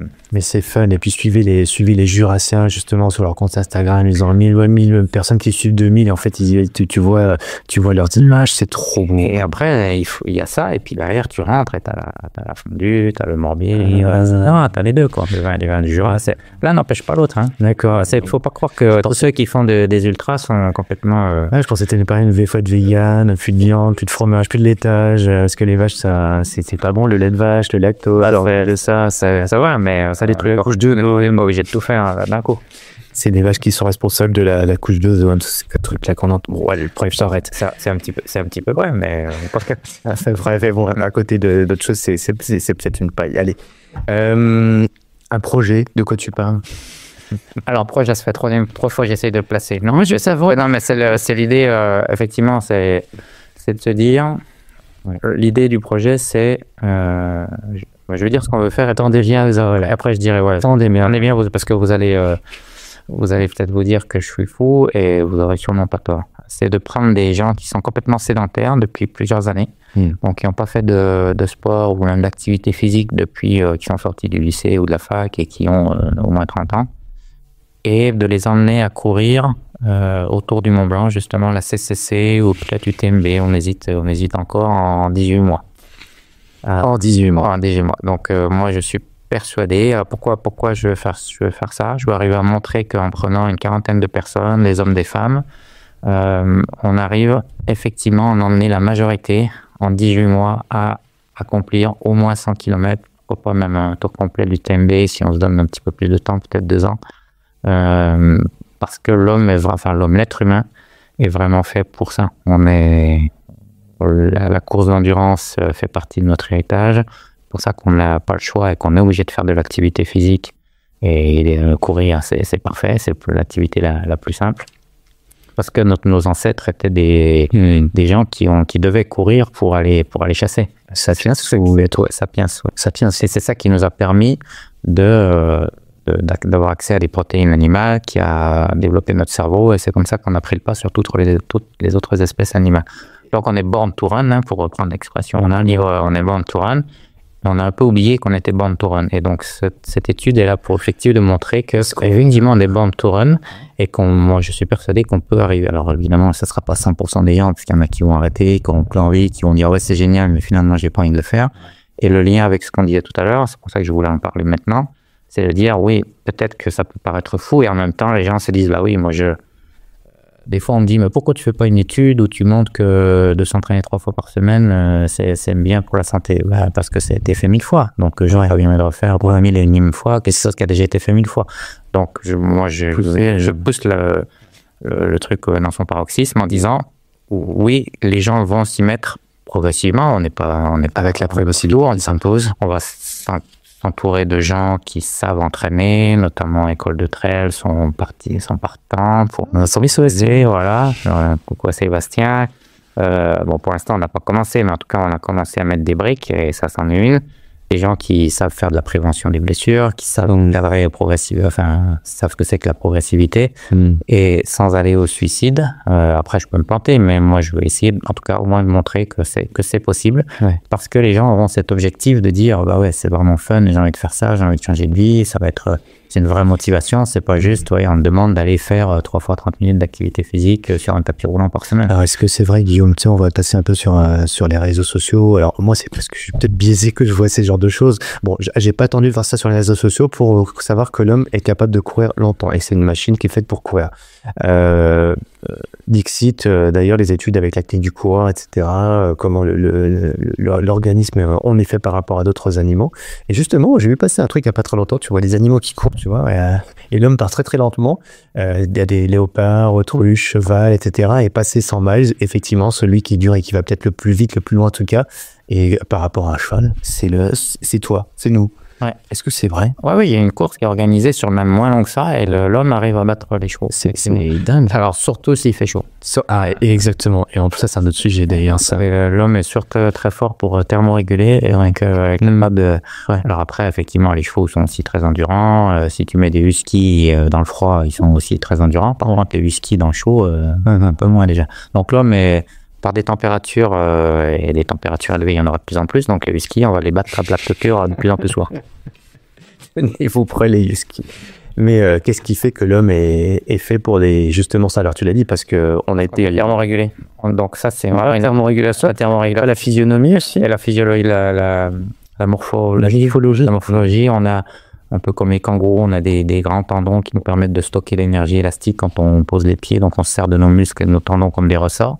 Alors moins efficacement que les kangourous, mais on a aussi beaucoup de fibres lentes, résistantes à la fatigue. On peut stocker de l'énergie sous la voûte plantaire, donc ça aussi, le pied sert de ressort. Et puis surtout, on a des glandes sudoripares qui nous permettent de transpirer et de thermoréguler, et ça nous permet de courir longtemps sans avoir la température dans la carafe là, qui augmente trop. Et c'est très bien que le cerveau, à partir du moment où il atteint une certaine température, pour l'homme, pour les mammifères, je pense que c'est, je suis même pas certain, mais en tout cas pour l'homme, c'est autour de 40,5, 41. Là, on est obligé de s'arrêter, quoi. Sinon, si on meurt, si on continue à augmenter la température centrale, on meurt. Donc, on s'arrête de soi-même à ces températures-là. Et c'est d'ailleurs ça qui nous a permis de faire la chasse à l'épuisement, dont on a en autre parlé, où on poursuivait les proies qui augmentaient leur température plus rapidement que nous et qui à un moment donné s'arrêtaient. On n'avait plus qu'à entre guillemets, c'était pas si simple que ça apparemment de traquer ces animaux, mais en tout cas c'est comme ça que c'est une des explications pour laquelle le fait de courir dans le chaud sans trop augmenter sa température, ça nous a permis de chasser et donc d'avoir accès à des protéines animales et donc de développer notre cerveau, comme on vient de dire. Il y a encore quelques femmes qui nous écoutent, mais dès que je vais poser la question, il n'y en aura plus une seule. C'est l'homme qui allait chasser la femme qui restait dans la grotte, à l'époque, Sapiens ou même avant. Là, c'est un tout petit peu remis en cause. Alors justement, et ben voilà, tout le monde, c'est que la question provoque. Donc l'homme est plus, avec un petit H, je parle pas du grand homme avec un grand H, est capable de courir plus longtemps, parce que justement, c'est lui qui allait chasser, la femme comme elle restait dans la grotte pour s'occuper des enfants, de la famille, etc. Et ben du coup, il a moins de résistance. C'est vrai? C'est l'inverse. Et c'est pas vrai. Ah mince. Revenez les filles. Donc oui, tu as des études là-dessus. Si tu veux qu'on parle de ça, ça va prendre encore une bonne demi-heure, je pense. Ouais. Non, c'est tout à fait l'inverse. C'est vrai. Qu'est-ce qui fait qu'une course les femmes aujourd'hui sont plus endurantes que les hommes. Et ça veut pas dire, attention, On va jouer un peu sur les mots, mais en fait, C'est important. les femmes sont plus endurantes que les hommes, c'est-à-dire que quand la distance s'allonge, elles se rapprochent des hommes. Elle se rapproche. Mais Ah. jusqu'à des distances organisées en compétition au jour d'aujourd'hui, il n'y a pas encore de 1000 km. Il y en a, mais c'est des courses très anecdotiques presque. En tout cas, des courses du niveau de l'UTMB sur 1000 km, ça n'existe pas. Non, mais en vélo, Non, mais en course à pied. En course à pied. En vélo, en vélo à 1000 km, ça correspond à l'UTMB. Oui. Peu ou pro. tu vois, on voit maintenant dans les épreuves d'ultracyclisme que les femmes gagnent. Oui, mais sur certains ultras aussi. Mais ça ne veut pas dire que le jour où on met tous les meilleurs ultracyclistes sur la course, les femmes gagnent. C'est-à-dire que, alors l'ultracyclisme, je connais un peu moins, mais je suis à peu près même temps que c'est la même chose. C'est-à-dire si tu prends les meilleurs hommes en ultracyclisme, ils sont toujours devant les meilleurs hommes, devant les meilleures femmes. Et en ultra trail ou en ultra marathon, 24 heures, etc., le record du monde du 24 heures, par exemple, est beaucoup plus faible chez les femmes que chez les hommes. L'UTMB, jamais une femme gagnera. Courtenay gagnera pas l'UTMB, ça je peux te le dire. Tant que l'UTMB sera UTMB. Si demain l'UTMB devient une course de village, comme on aime à l'appeler, mais une vraie course, c'est la vraie sens au premier degré. Oui, ça peut arriver parce qu'il y aura moins d'athlètes élites hommes qui vont. Donc, si Courtenay s'aligne, elle va. D'accord. Si les 6 premiers de l'UTMB viennent pas, bah oui, elle va gagner. Ouais, normalement, elle est 7e. D'accord. Son meilleur score, c'était 7e, je crois. Bon, bref, si les femmes gagnent, c'est souvent parce qu'il n'y a pas les meilleurs hommes. Mais il y a sur le format 160 km 100 miles, qui est le format un peu le plus long où il y a une vraie compétition, on va dire, c'est trop court encore pour que les femmes puissent gagner. Maintenant, si demain on organise un 1000 ou un 3000 km en courant et qu'on met 10 millions de dollars à la gagne et qu'on donne 5 ans pour que les femmes les plus endurantes de la planète aient pour objectif, bon évidemment tout ça c'est de la science-fiction, mais c'est ma prochaine étude. S'il y a un sponsor qui est prêt à mettre 10 millions de dollars, on peut essayer d'organiser ça. Et donc si on organise une course comme ça, alors peut-être qu'effectivement les femmes arriveront à battre tous les hommes. C'est-à-dire avec les meilleurs hommes au départ. Mais pour l'instant, c'est encore trop court pour que les femmes, avec leur qualité d'endurance, arrivent à surpasser les hommes. Pourquoi ? Parce que les hommes ont un avantage énorme sur les femmes, c'est qu'ils ont plus de globules rouges. Et donc, ils ont une meilleure VO2 max qui est un moteur plus puissant que les femmes.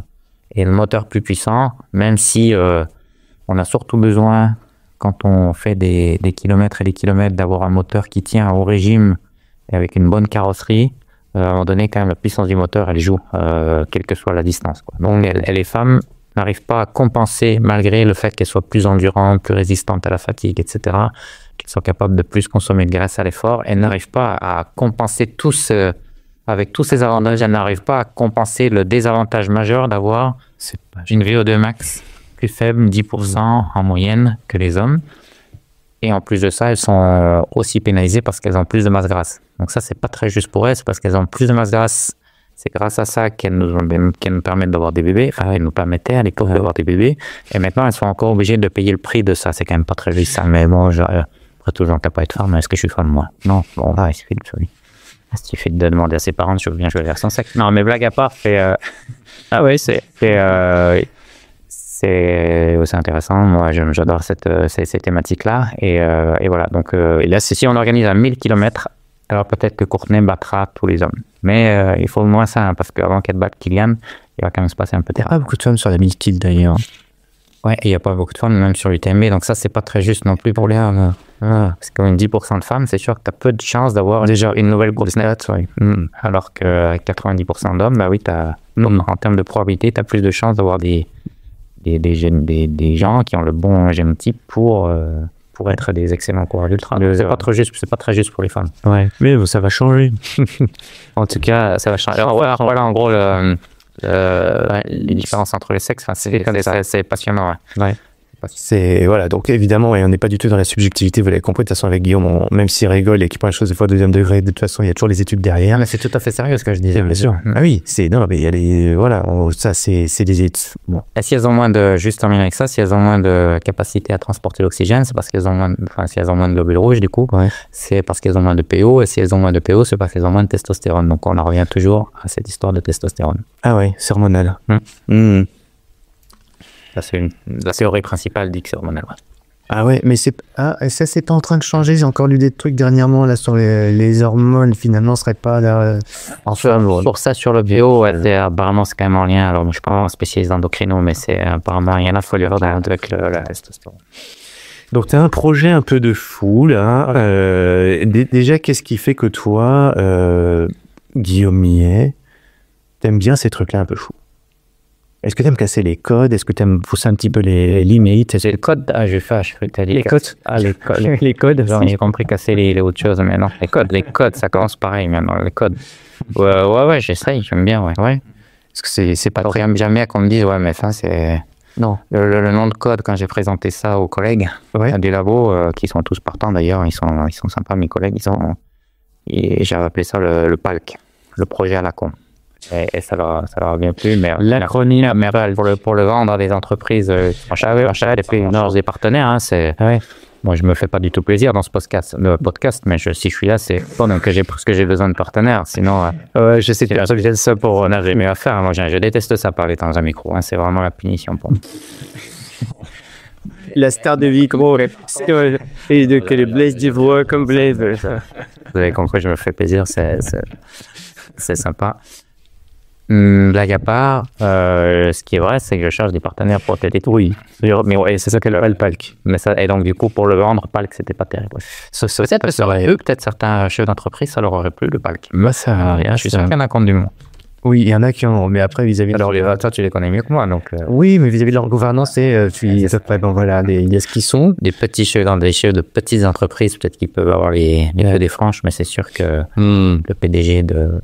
Bon, je ne vais pas citer de grands groupes parce que si jamais ils voulaient sponsoriser mon étude, je n'aurais pas mené avec eux, mais ils ont sûrement peut-être un peu moins d'humour, les actionnaires.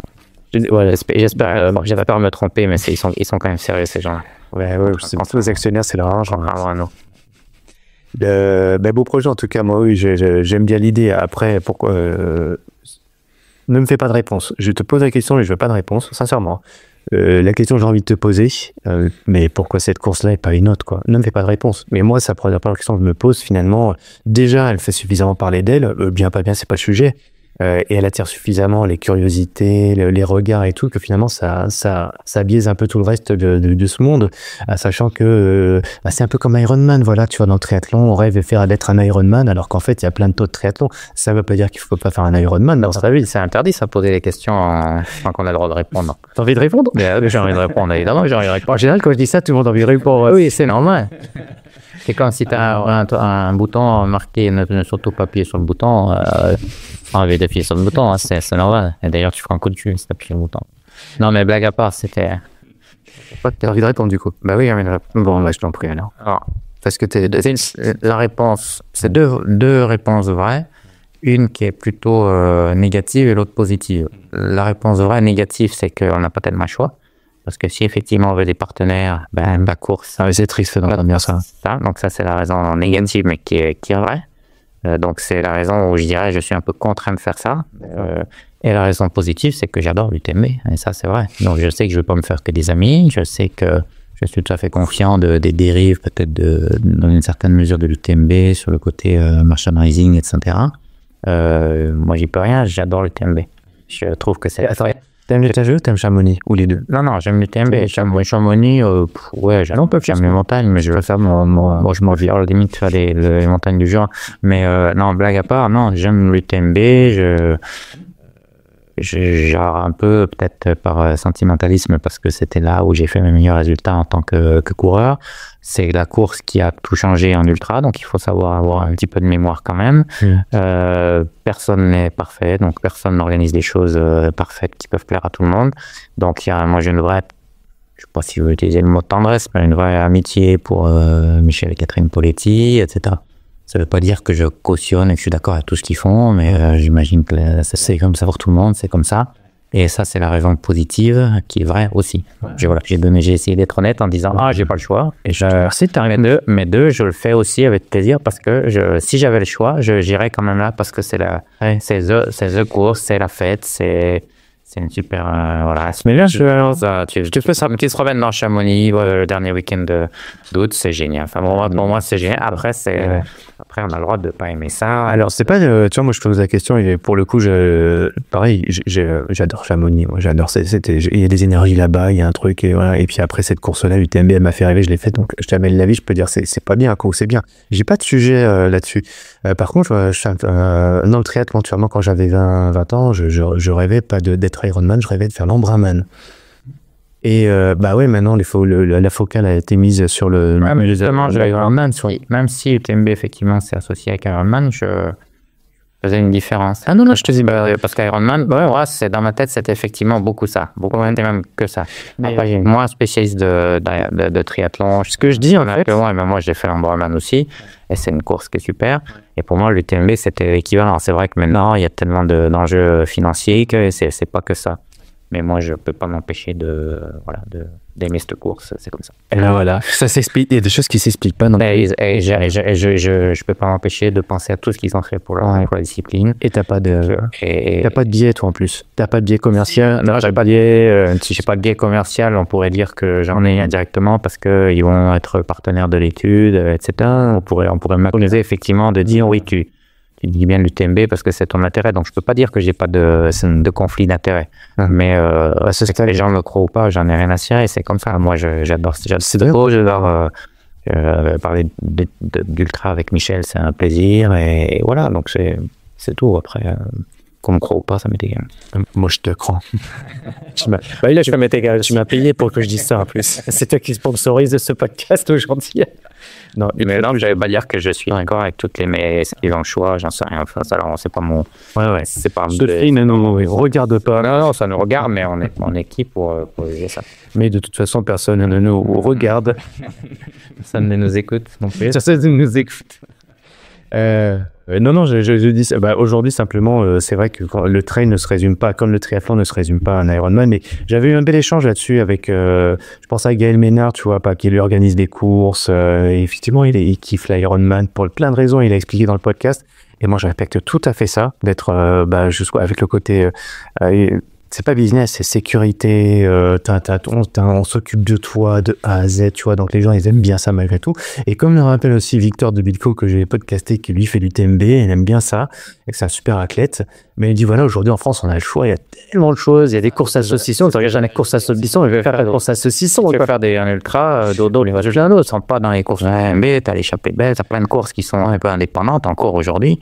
L'UTMB a pas le monopole, donc on n'est pas obligé d'aller faire les TMB si on veut faire de l'ultra. Non, mais c'est vrai que d'un point de vue médiatique aujourd'hui, pour exister, c'est vraiment tu peux pas dire je veux exister médiatiquement, et puis après critiquer les dérives liées à la médiatisation. Je pense non, mais ça a aucun sens.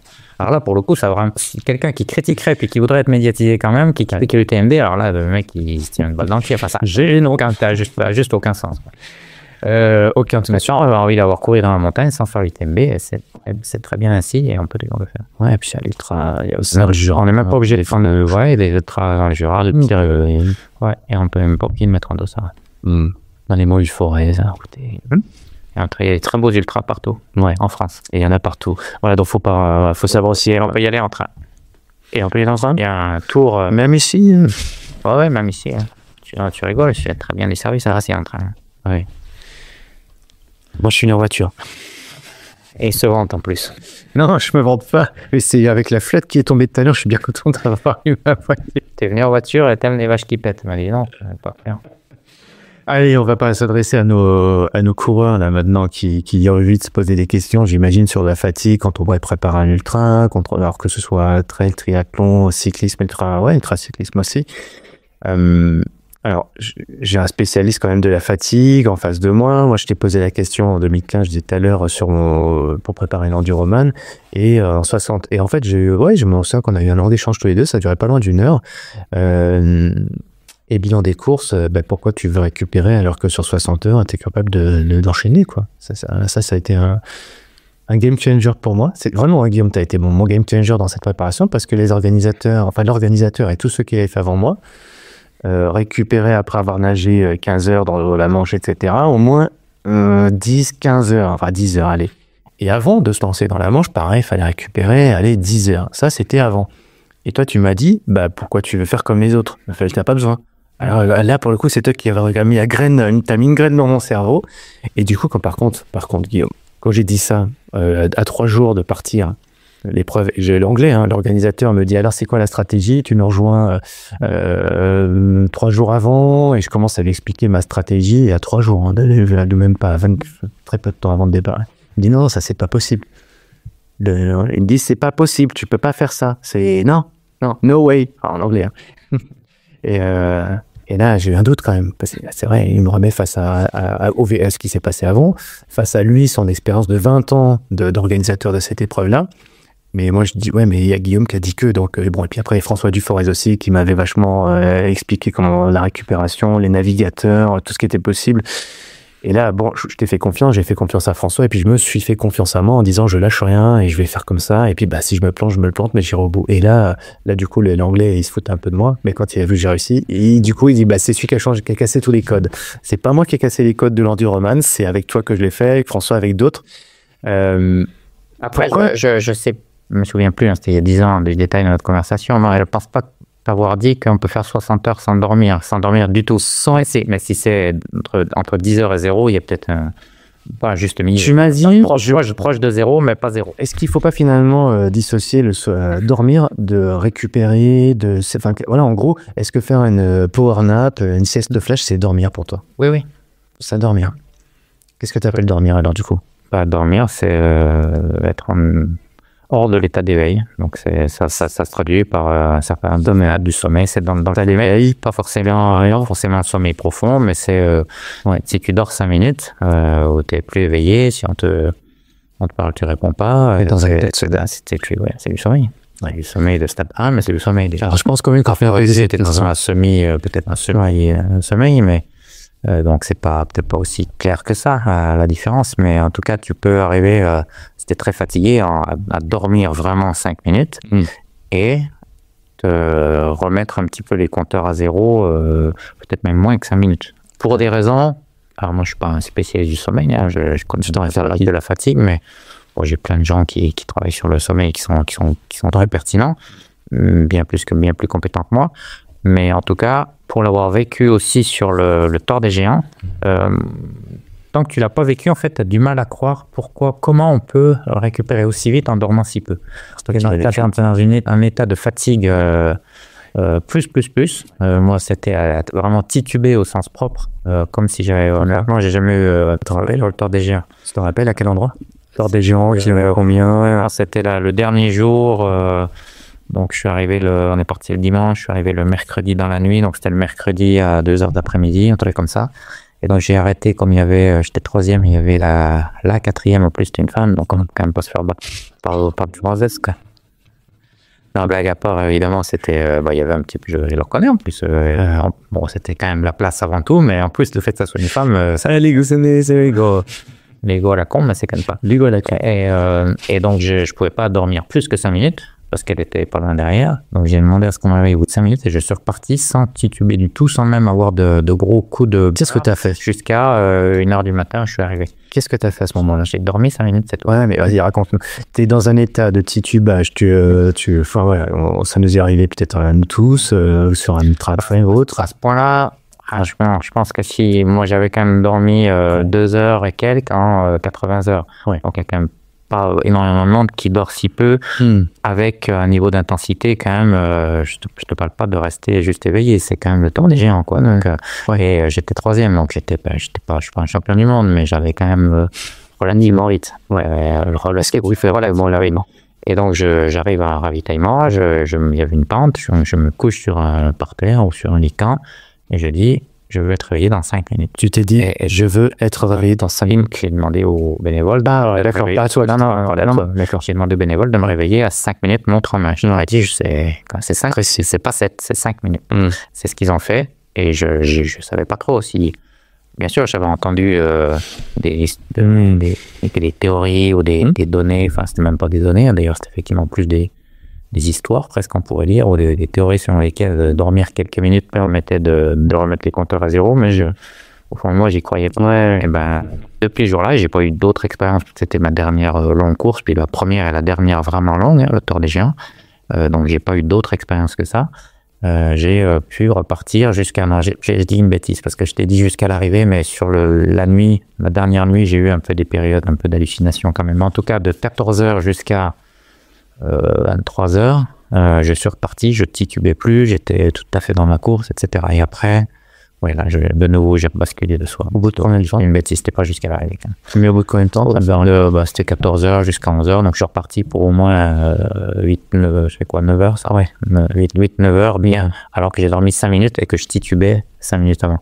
Donc c'est juste incroyable. Et je crois, sans être j'aurais commencé ma phrase, mais je ne l'ai pas terminée, sans être un spécialiste du sommeil, je crois que personne ne sait vraiment expliquer qu'est-ce qui se passe dans le cerveau pour que qu'on puisse récupérer aussi rapidement. Et pas pour 10 minutes, quoi, pour plusieurs heures. Alors après, ça peut pas se répéter à l'infini, évidemment. Oui. Mais en tout cas, moi, mon expérience, c'est celle-là. Et puis, pourquoi tu leur as dit ça? Je leur ai dit, d'ailleurs, toi, parce qu'il y avait du monde derrière, je pouvais pas plus. Je voulais pas qu'elle me voie, je voulais pas qu'elle me rattrape. Elle était un quart d'heure, 20 minutes derrière. Je voulais pas qu'elle me voie dans la montagne et tout. Donc, j'avais jugé que 5 minutes, c'était maximum que je pouvais. D'accord. T'avais pas, en disant 5 minutes, c'est ce qui me parle pour récupérer et repartir plus titubé. C'était, non, ok. Si j'avais eu faire une demi-heure, j'aurais repris 20 minutes au moins. T'aurais pris 20 minutes au moins. Pourquoi? Parce qu'après, si j'avais pu prendre 1h30 et que le quatrième était... s'il y avait eu 2 heures avec le deuxième... Ouais, d'accord. 2 heures. 20 minutes. Parce que c'est le moment où avant de sombrer en sommeil profond. C'est pour ça que je te pose la question.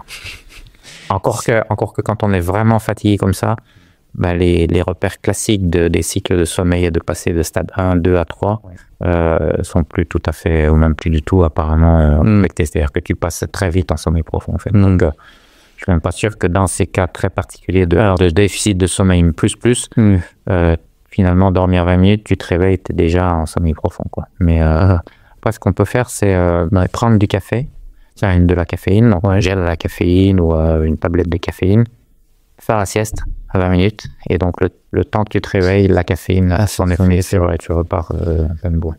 Caféine, et du coup un café plutôt allongé, plutôt serré, plutôt comment? Plutôt une tablette de caféine. Ah, une tablette de caféine, donc c'est plus efficace qu'un café. Un café c'est un peu acide, c'est pas terrible quoi, dans la course. Donc une tablette de caféine, alors à certains, je fais hurler à la mort en disant mais c'est un médicament, non c'est pas un médicament, c'est de la caféine, la caféine est autorisée. Si ça te plaît pas, t'en prends pas, mais tu interdis pas les autres d'en prendre. C'est mieux faire de l'orientation inflammatoire. Non, rien à voir. Que pour le coup, non, ça c'est un point. Il faut les déconne, je déconne souvent, mais là, j'ai pas envie de déconner parce que non, pour le coup, on met la vie en danger, la vie des gens en danger. Donc là, je rigole pas avec ça. Les anti-inflammatoires, la caféine, au contraire, va te permettre d'être plus vigilant et limite d'avoir des effets bénéfiques sur ta santé dans le sens où tu as moins de risque de tomber, de faire une entorse, etc. Donc c'est plutôt, à partir du moment où tu choisis de faire des courses comme ça un peu à la con, prendre la caféine, ça fait partie du jeu. Tu peux, de mon point de vue, sans risque pour la santé du tout. C'est même plutôt bénéfique parce que ça limite les risques au moins d'accident.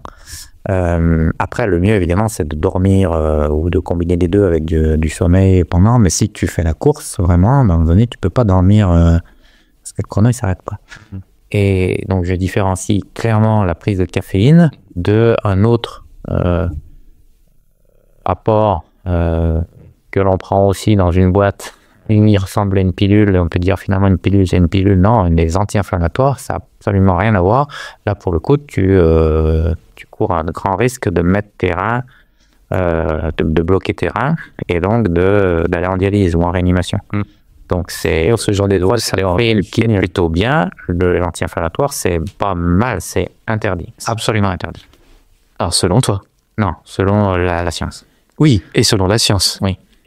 Et tu milites, ça fait là, et là, je milite, de mon est un peu fort, mais en tout cas, voilà. Oui. Avec mon collègue Laurent Georgelet, ça fait des années, et puis on n'est pas les seuls, que l'on effectivement essaye à chaque fois qu'on a l'opportunité de le placer dans des interviews, etc., de le rappeler. Ouais. Et en rappelant que sur les premiers ultras, c'était les médecins qui donnaient les anti-inflammatoires. Donc les coureurs sont pas forcément... mais c'était il y a 15 ans. Oui. Et de nos jours, évidemment, plus aucun médecin ne ferait ça, parce que c'est connu, mais c'est pas encore connu de tout le monde. Donc c'est pour ça qu'il faut le rappeler encore et encore. C'est pour ça que je te... Les essais sont interdits, mais pour revenir au point de départ, la caféine, c'est autre chose. Oui, ok, c'est très intéressant parce qu'on peut faire l'amalgame et puis parce qu'on n'est pas, bien éduqué sur tous ces sujets-là, donc ça vaut le coup de le faire au passage.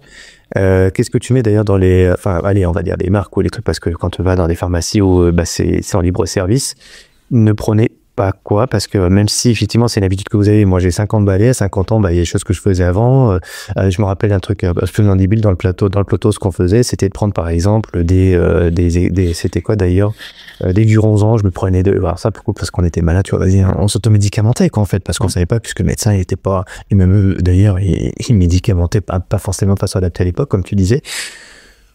Ce fut un temps qui révolue, en tout cas des choses qui sont pas tout à fait encore évoluées. Qu'est-ce que toi tu dis, toi qui as le réflexe, toi, pas toi, mais les gens que tu entends autour de toi ou dans mon podcast ou qui écoutent et qui disent, je savais pas, moi les AINS, qu'est-ce que c'est ce machin-là, et c'est quoi d'ailleurs? Non, c'est pas interdit, hein. Donc, de ce point de vue-là, on pourrait dire, il y a qui nous dit que la caféine, c'est pas interdit, donc on peut en prendre. Les AINS, c'est pareil, c'est pas interdit, donc on sent pas interdit. Non, mais les AINS te mettent en danger si tu fais des courses d'ultra avec une rhabdomyolyse, etc., alors que la caféine, c'est pas le cas.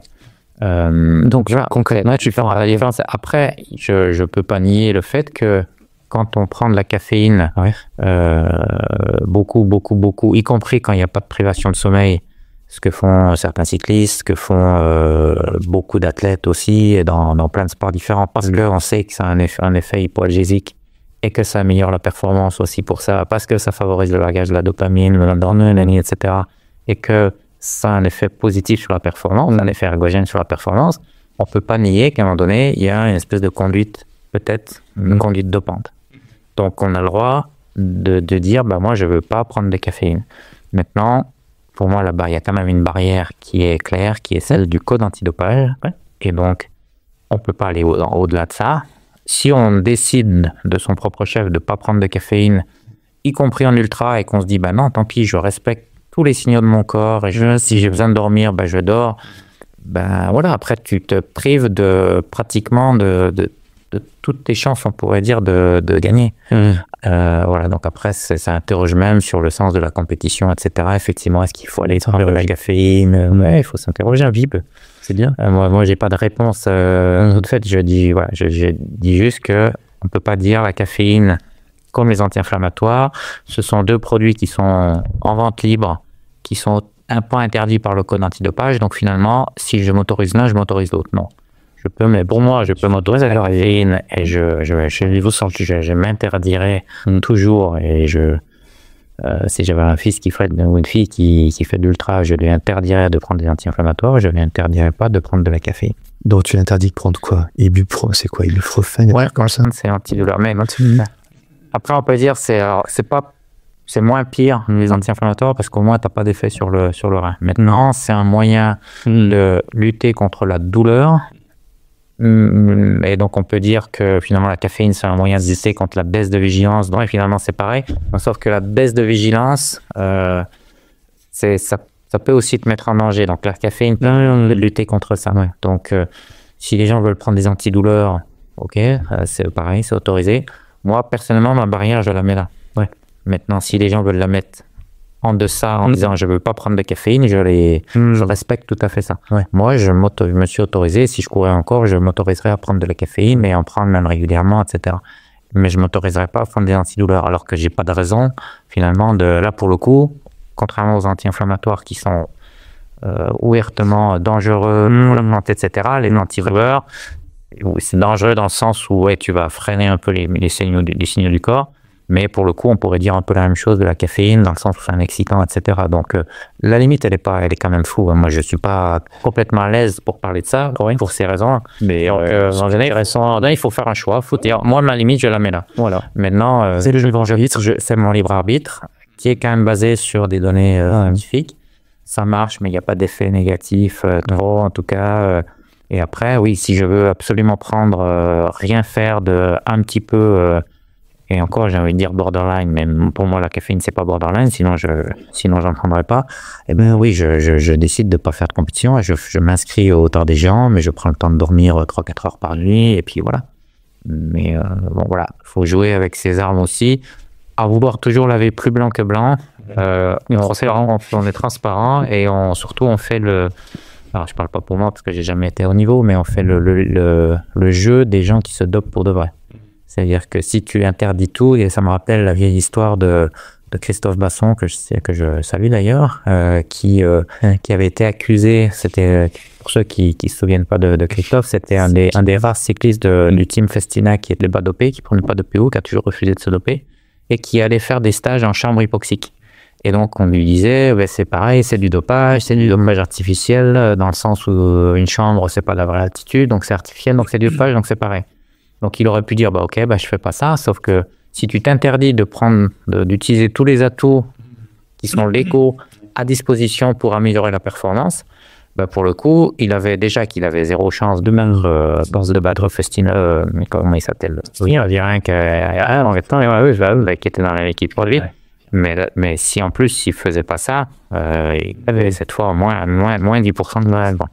Donc voilà, c'est pour ça que je dis en voulant les plus blancs que blancs, finalement on fait le jeu des gens qui se dopent. Ouais. Là, on était du coup sur la vigilance, très intéressant d'ailleurs, la vigilance avec des choses qui font que, entre guillemets, il n'y a pas de risque, caféine.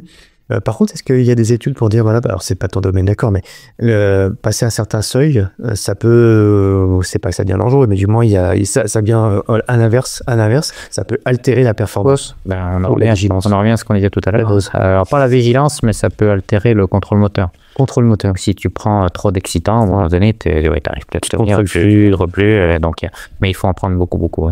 Ouais. On considère que si on prend jusqu'à 6 mg par kilo de poids de corps, il n'y a pas de risque si tu commences à passer au-dessus des 10 mg par kilo. Donc ça veut dire 700 mg pour quelqu'un qui ferait 70 kg, ça commence à faire un peu. Ouais, c'est 9 cafés, quoi. 8-9 cafés. Donc il ne faut pas quand même aller jusque-là. Et les effets en plus sont pas meilleurs. C'est-à-dire si tu prends à partir de 4 mg par kilo et que tu entretiens ça régulièrement parce que tu l'élimines, donc évidemment il faut remplacer ce que tu élimines, ça c'est bien, ça permet de garder un certain état de vigilance et en même temps tu n'as aucun risque sur l'organisme. Et bon, moi je pense que c'est ça qu'il faut essayer de faire. Tu as des calculateurs, tu as un calculateur sur internet qui te permet de calculer de façon un peu théorique avec la demi-vie de la caféine, quand est-ce que tu dois reprendre de la caféine si en ultra. Voilà, puis après il y a les protocoles qui existent pour des courses plus courtes, etc. Mais sur le court, voilà, on ne peut pas nier qu'il y a un effet positif, donc je pense qu'il y a énormément d'athlètes qui en prennent maintenant. Maintenant que c'est plus dopant, puisque ça l'a été pendant de nombreuses années, donc ça aussi on voit que c'est pas si clair que ça. En tout cas maintenant c'est plus du tout, y compris à sa forte dose, c'est plus du tout sur les listes antidopage. Et si tu en prends plus, donc il faut en prendre. Tu peux en prendre, ça améliore un petit peu la performance, c'est pas non plus extraordinaire, mais ça améliore la performance, y compris sur des courses du type 800 mètres, 3000 steeple, etc. Sur les beaucoup plus courtes que ça. Ça n'aime pas ça. Ouais. Mais si, ça marche. Mais voilà, après, si t'en prends trop, déjà, si t'en prends plus que de besoin, t'auras pas d'effet en plus. Et si t'en prends trop, effectivement, mais là, pour le coup, faut en prendre beaucoup, et tu peux avoir des effets négatifs, quoi. Mais là, tant pis pour toi, ça veut dire que pour le coup, t'étais vraiment dans une conduite de pente, en disant, je vais en prendre plus, et toujours plus. Mais là encore, c'est pas très clair. Ouais. Pour revenir sur ta course à toi, ton expérience, auteur des géants, 5 minutes, tu t'es régénéré jusqu'à à peu près, quand même beaucoup d'heures, l'air de rien. C'est ça qui est extraordinaire, c'est que c'est pas juste une demi-heure, quoi. Oui, il dépasse 5 minutes pour finir la course, il me restait 1 heure, il me restait encore beaucoup de kilomètres. T'en as aujourd'hui, moi je reviens sur mon épreuve. Alors moi pour le coup tu m'avais fait un peu le t'as été le déclencheur. Donc j'ai lu évidemment ton bouquin que j'avais déjà lu avant, mais que j'avais pas lu dans le même biais, avec le même regard. Donc là je l'ai lu pour moi, ma pratique. Et François m'avait après fait des études spécifiques pour moi. On peut aller dans des instituts de sommeil, des cliniques du sommeil. Il y en a par ailleurs dans la région. Je crois que c'est plus sur Lyon, non? Ça aussi à Saint-Étienne, ça? Oui, ton sommeil. Il y en a à l'hôpital, il y a des laboratoires, mais partout, ouais. Dans il y a des cliniques privées qui font ça maintenant. Donc ceux qui se questionnent sur leur sommeil peuvent faire des études sur la qualité de leur sommeil, avec les polysomnographies, ce genre de choses. Alors après, tu peux pas dire je suis athlète d'endurance, je veux aller faire une polysomnographie. Il faut avoir une pathologie du sommeil.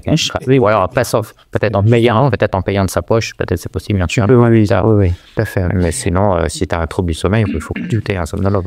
Ouais, d'ailleurs, quand je pose la question à beaucoup de personnes qui font, que j'accompagne ou même des autres qui me questionnent, ma femme dit que je ronfle, ma femme dit que je fais des apnées du sommeil, ou mon mari d'ailleurs, mais sachant que c'est plus les hommes qui ont ces troubles-là. Pourquoi je ne sais pas d'ailleurs. Mais du coup, ça nous amène à aller voir un médecin, un consulter qui va dire, tiens, justement, si je sais pas, aller voir un spécialiste. Donc sur ordonnance, effectivement, on peut avoir alors pas dans une finalité de performance, parce que ça peut être une souffrance aussi de pas bien dormir, pas bien récupérer, et appliqué dans le monde du sport aussi. Donc il y a beaucoup de gens qui souffrent de ça.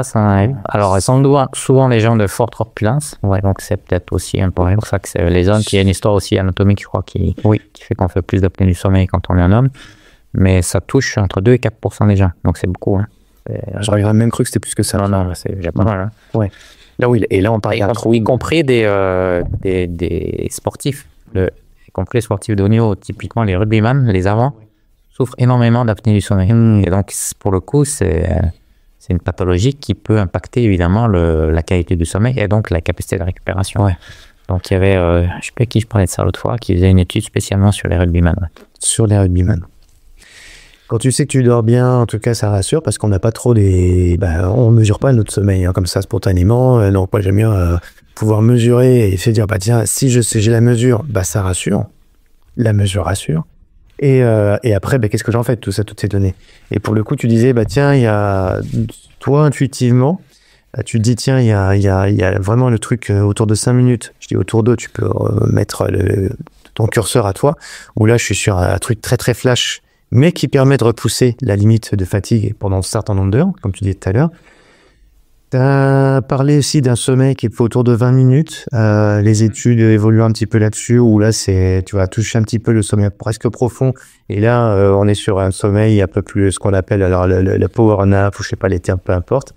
Et puis après, tu as la sieste royale, où là, on est plutôt autour d'1h30 dans les grandes théories. Un cycle de sommeil, un cycle d'éveil, parce que ça marche aussi la jour. Tu as les cycles d'éveil, tu as les cycles du sommeil. Et c'est 1h30 aussi, pour l'éveil. Je suis pas sûr, ça, c'est les cycles, ce qu'on appelle les cycles infradiens. Ah, c'est les infradiens, mais est-ce que c'est 1h30 comme la nuit? Ça, je sais pas. Ouais. De ce que j'ai vu des cours, en tout cas pour les miens. Mais en tout cas, ça c'est presque négligeable. Ce qui se passe, là, j'en ai pas compte la nuit. Oui, ça, il y a un cycle où tu vas revenir en stade 1, et puis replonger, puis en sommeil paradoxal. Et en fonction des enchaînements des cycles, tu vas être de moins en moins, la partie du sommeil profond est de plus en plus courte, et le sommeil paradoxal de plus en plus long. Mais pourquoi 20 minutes, ou on va dire peut-être jusqu'à 30 minutes quand c'est des siestes au quotidien? Ouais, c'est ça, c'est pour pas tomber, on l'a dit déjà, rester dans le sommeil profond et rendre l'éveil pas être ensuqué, comme on dit ici, je crois, ou dans le Jura, je sais pas, quand tu te réveilles. Mais sinon, si tu respectes vraiment ça, 20 minutes, il y a des pays où il y a vraiment une culture de la sieste, comme en Asie, etc., ou peut-être en Afrique, mais chez nous un peu moins, et pourtant, franchement, c'est génial. Hein. À la fac de médecine, à côté, là, ils ont fait une salle de sieste pour les étudiants. Je sais pas s'il y a beaucoup d'étudiants qui vont, mais en tout cas, j'ai trouvé que c'était super. Il y en a une, personne l'utilise. Je sais pas si personne l'utilise. Peut-être qu'il y en a qui l'utilisent en super. Moi, si tu regardes là-bas, tu as mon matelas. Si je t'ouvre mon placard, tu vas voir une petite couverture et un oreiller. Et je fais ma sieste. Alors là, la mieux, ça. Pas tous les jours, mais pas loin. Ouais, ça. 20 minutes. Mais c'est ton lieu de vie ici. Tu manges ici, tu dors ici. J'ai une femme, des enfants, et mais je dors pas autant que je devrais. Ouais. C'est grave. Confère l'addiction au travail. Mais je te pose la question très sérieusement. Pour le coup, je rigole, mais je suis sérieux. Est-ce que c'est grave? Parce que ça, j'ai aussi des personnes, tu vois. Je pense à Arnaud en ce moment et tout. Il dit, je dors tous les matins, je me réveille et c'est comme ça depuis. Parce que je suis chef d'entreprise, parce que j'ai la responsabilité. Et c'est comme ça. Je me suis fait un petit peu comme ça. Je dors 5 heures par nuit et ça va. Ça va, mais c'est vrai qu'en ce moment, c'est un peu dur dans le réveil. Ça va, mais je sais que je peux améliorer parce que si vraiment je vais être plus vigilant dans la journée, des moments où je sens que après le déjeuner, pour d'autres raisons, après pas bien nutrition, mais tu sais, il y a des pertes de vigilance, de concentration, et puis peut-être un peu plus d'heures de peau par moment. Et donc, ma question, je te la repose, mais est-ce que toi, pour qu'un petit dormeur, est-ce que c'est grave? Je suis pas un petit dormeur, c'est bien ça. C'est que je suis un dormeur normal, moyen, et que je dors comme un petit dormeur. Et donc, forcément, alors, pour compenser ça, il y a la sieste. Et il y a ce qu'il faut pas faire. Mais faites comme je dis, pas comme je fais. Je récupère le week-end. C'est pareil. Je récupère le week-end. Je dors plus le week-end. Donc en théorie, on dit ça va pas avoir un gap de plus d'1 heure entre la durée de la nuit, de la semaine et du week-end. Ouais. Et moi, c'est plutôt 3, quoi. Donc, quand même. Ouais. Ah oui, donc ce que tu dis, parce que là on peut à l'échelle d'une course, mais à l'échelle d'une semaine, sur une semaine, le sommeil, on a un capital sommeil, si on a une dette, Il faut la rembourser un jour. il faut la rembourser un jour à l'autre. Et il faut tirer chaque jour en une petite pièce, ça permet d'être effectivement plus efficace l'après-midi. Il faut mieux rembourser. Et après, les restes, tu peux pas, si t'es pas un petit dormeur naturellement, comme certains ont la chance, ou en tout cas, c'est... Moi, je considère ça comme une chance, mais je sais que ma femme n'est pas d'accord avec moi, mais de dormir peu, à un moment donné, tu peux pas faire. C'est physiologique. Tu peux pas dormir 5 heures par nuit sans récupérer si ton besoin de sommeil il est 7h30 par nuit. C'est impossible. D'accord. Je crois. Mais c'est... Ouais, mais... T'as, même si c'est pas ton domaine d'excellence, on sait que t'es très t'as tes confrères et tu t'intéresses aussi à ça. Et moi aussi d'ailleurs. Puis de façon empirique, t'as testé des choses. Donc, comme tu t'observes beaucoup, tu vois ce qui marche sur toi, ce qui marche pas. Tu l'as fait dans la pratique sportive, on n'a pas eu le tort des gens, je vais pas refaire ton palmarès, ou tout le monde était, mon palmarès, qu'est-ce qu'il raconte? En tout cas, c'est ton pédigré sportif, mais il y a quand même de belles courses que tu as fait, de belles réalisations. Et moi, je me rappelle que quand j'ai débuté le trail, tu faisais partie de ceux que je regardais avec beaucoup d'admiration, parce que c'était inspirant pour moi. Ah oui, il y avait Dawa Sherpa, il y avait les Christian Diacro. Par contre, tu t'arrêtes là, tu dis pas en quelle année c'était, s'il te plaît. Alors, il y avait Marco Dello aussi. Marco Olmo. Là, chez les gamins, je suis biaisé par la marque. Marc Olmo, évidemment. Non, je vais pas te sortir quand même qui... Non, j'arrête là. Mais tu faisais partie des personnes qui étaient dans mon scope parce que c'était inspirant pour moi de voir ce que tu faisais. Et quand j'étais en face de moi, je n'oublie pas que voilà, tu as été quelqu'un qui m'a construit aussi dans ma façon de devenir un ultra trailer. C'est sympa. Et ouais, non, c'est vrai, je veux dire, vraiment, qui apparaît en tant que lecteur, parce que j'ai lu tes livres. Et puis maintenant, ouais, c'est vrai qu'on voit que t'aimes bien LinkedIn, que t'aimes bien les podcasts aussi. Ouais, sur LinkedIn, j'aime bien communiquer sur les podcasts. Je me casse les culs à faire les podcasts, j'en les écoute. C'est pour ça que j'aime bien LinkedIn. Non, je suis pas un grand fan des réseaux sociaux, mais j'en y suis mis très tardivement. Mais du coup, à partir du moment où je m'y mets, j'essaye de faire le boulot. Mais non, pour le coup, ça, je le fais pas avec plaisir. Je le fais parce que ce qui me fait plaisir, c'est ça. C'est ce qu'on fait aujourd'hui. Ouais. Ça me fait plaisir. Mais après, poster le lien sur LinkedIn, je le fais par... Ça fait partie du job. Ça fait partie du job, ouais. Et comme tu aimais vulgariser le job, ça fait partie de... de communiquer. Voilà, communiquer. Et le fait de... Alors, il y a toujours cette partie de dire j'aime bien qu'on parle de moi, dit du bien, dit du mal, mais parler de moi. Mais blague à part, c'est aussi, oui, le plus tu communiques. Alors, moi, j'ai pas des tonnes de followers, etc. Je fais mon possible, mais. Ouais, t'es bien suivi sur LinkedIn, ça interagit bien en tout cas. Non, quand je dis suivi, c'est l'interaction. On sent que ça intéresse. Voilà, c'est ce que je veux dire. C'est après, c'est une petite communauté. C'est toujours un peu les gens qui me connaissent plus pour les sur l'ultra que sur la fatigue en général, parce que ça fait. Je suis un peu plus connu pour ça. J'espère que ça va changer avec les années qui restent, mais tout ça pour dire que c'est il y a le côté égo et puis il y a le côté de dire oui, si je suis un peu plus reconnu, ça sera plus facile typiquement pour trouver des financements pour mes études. Donc c'est à la fois pour flatter mon égo et à la fois parce que je pense que ça a un intérêt pour pouvoir avoir des financements et travailler mieux facilement à l'avenir. Et les projets, s'ils ne sont pas incarnés par un individu, de toute façon, ils ne seront pas jamais vus, quoi. Donc forcément, tu ne peux pas ne pas de mettre ton ego là-dedans, parce que c'est comme ça, la com, ça passe par des personas, et tu l'incarnes, et c'est un rejet. Après, je ne dis pas que je n'ai pas d'ego et que je le fais par obligation. J'ai un ego largement assez développé. Alors, il y en a qui en est bien plus gros que moi, mais mais peut-être un peu trop développé aussi. Ouais. Et en tout cas, j'aimerais reconnaître. Ouais, mais il n'est pas que pour toi, il est pour tes équipes, il est pour ce que tu réalises et ce que tu fais et pour la santé publique aussi, quoi. Non?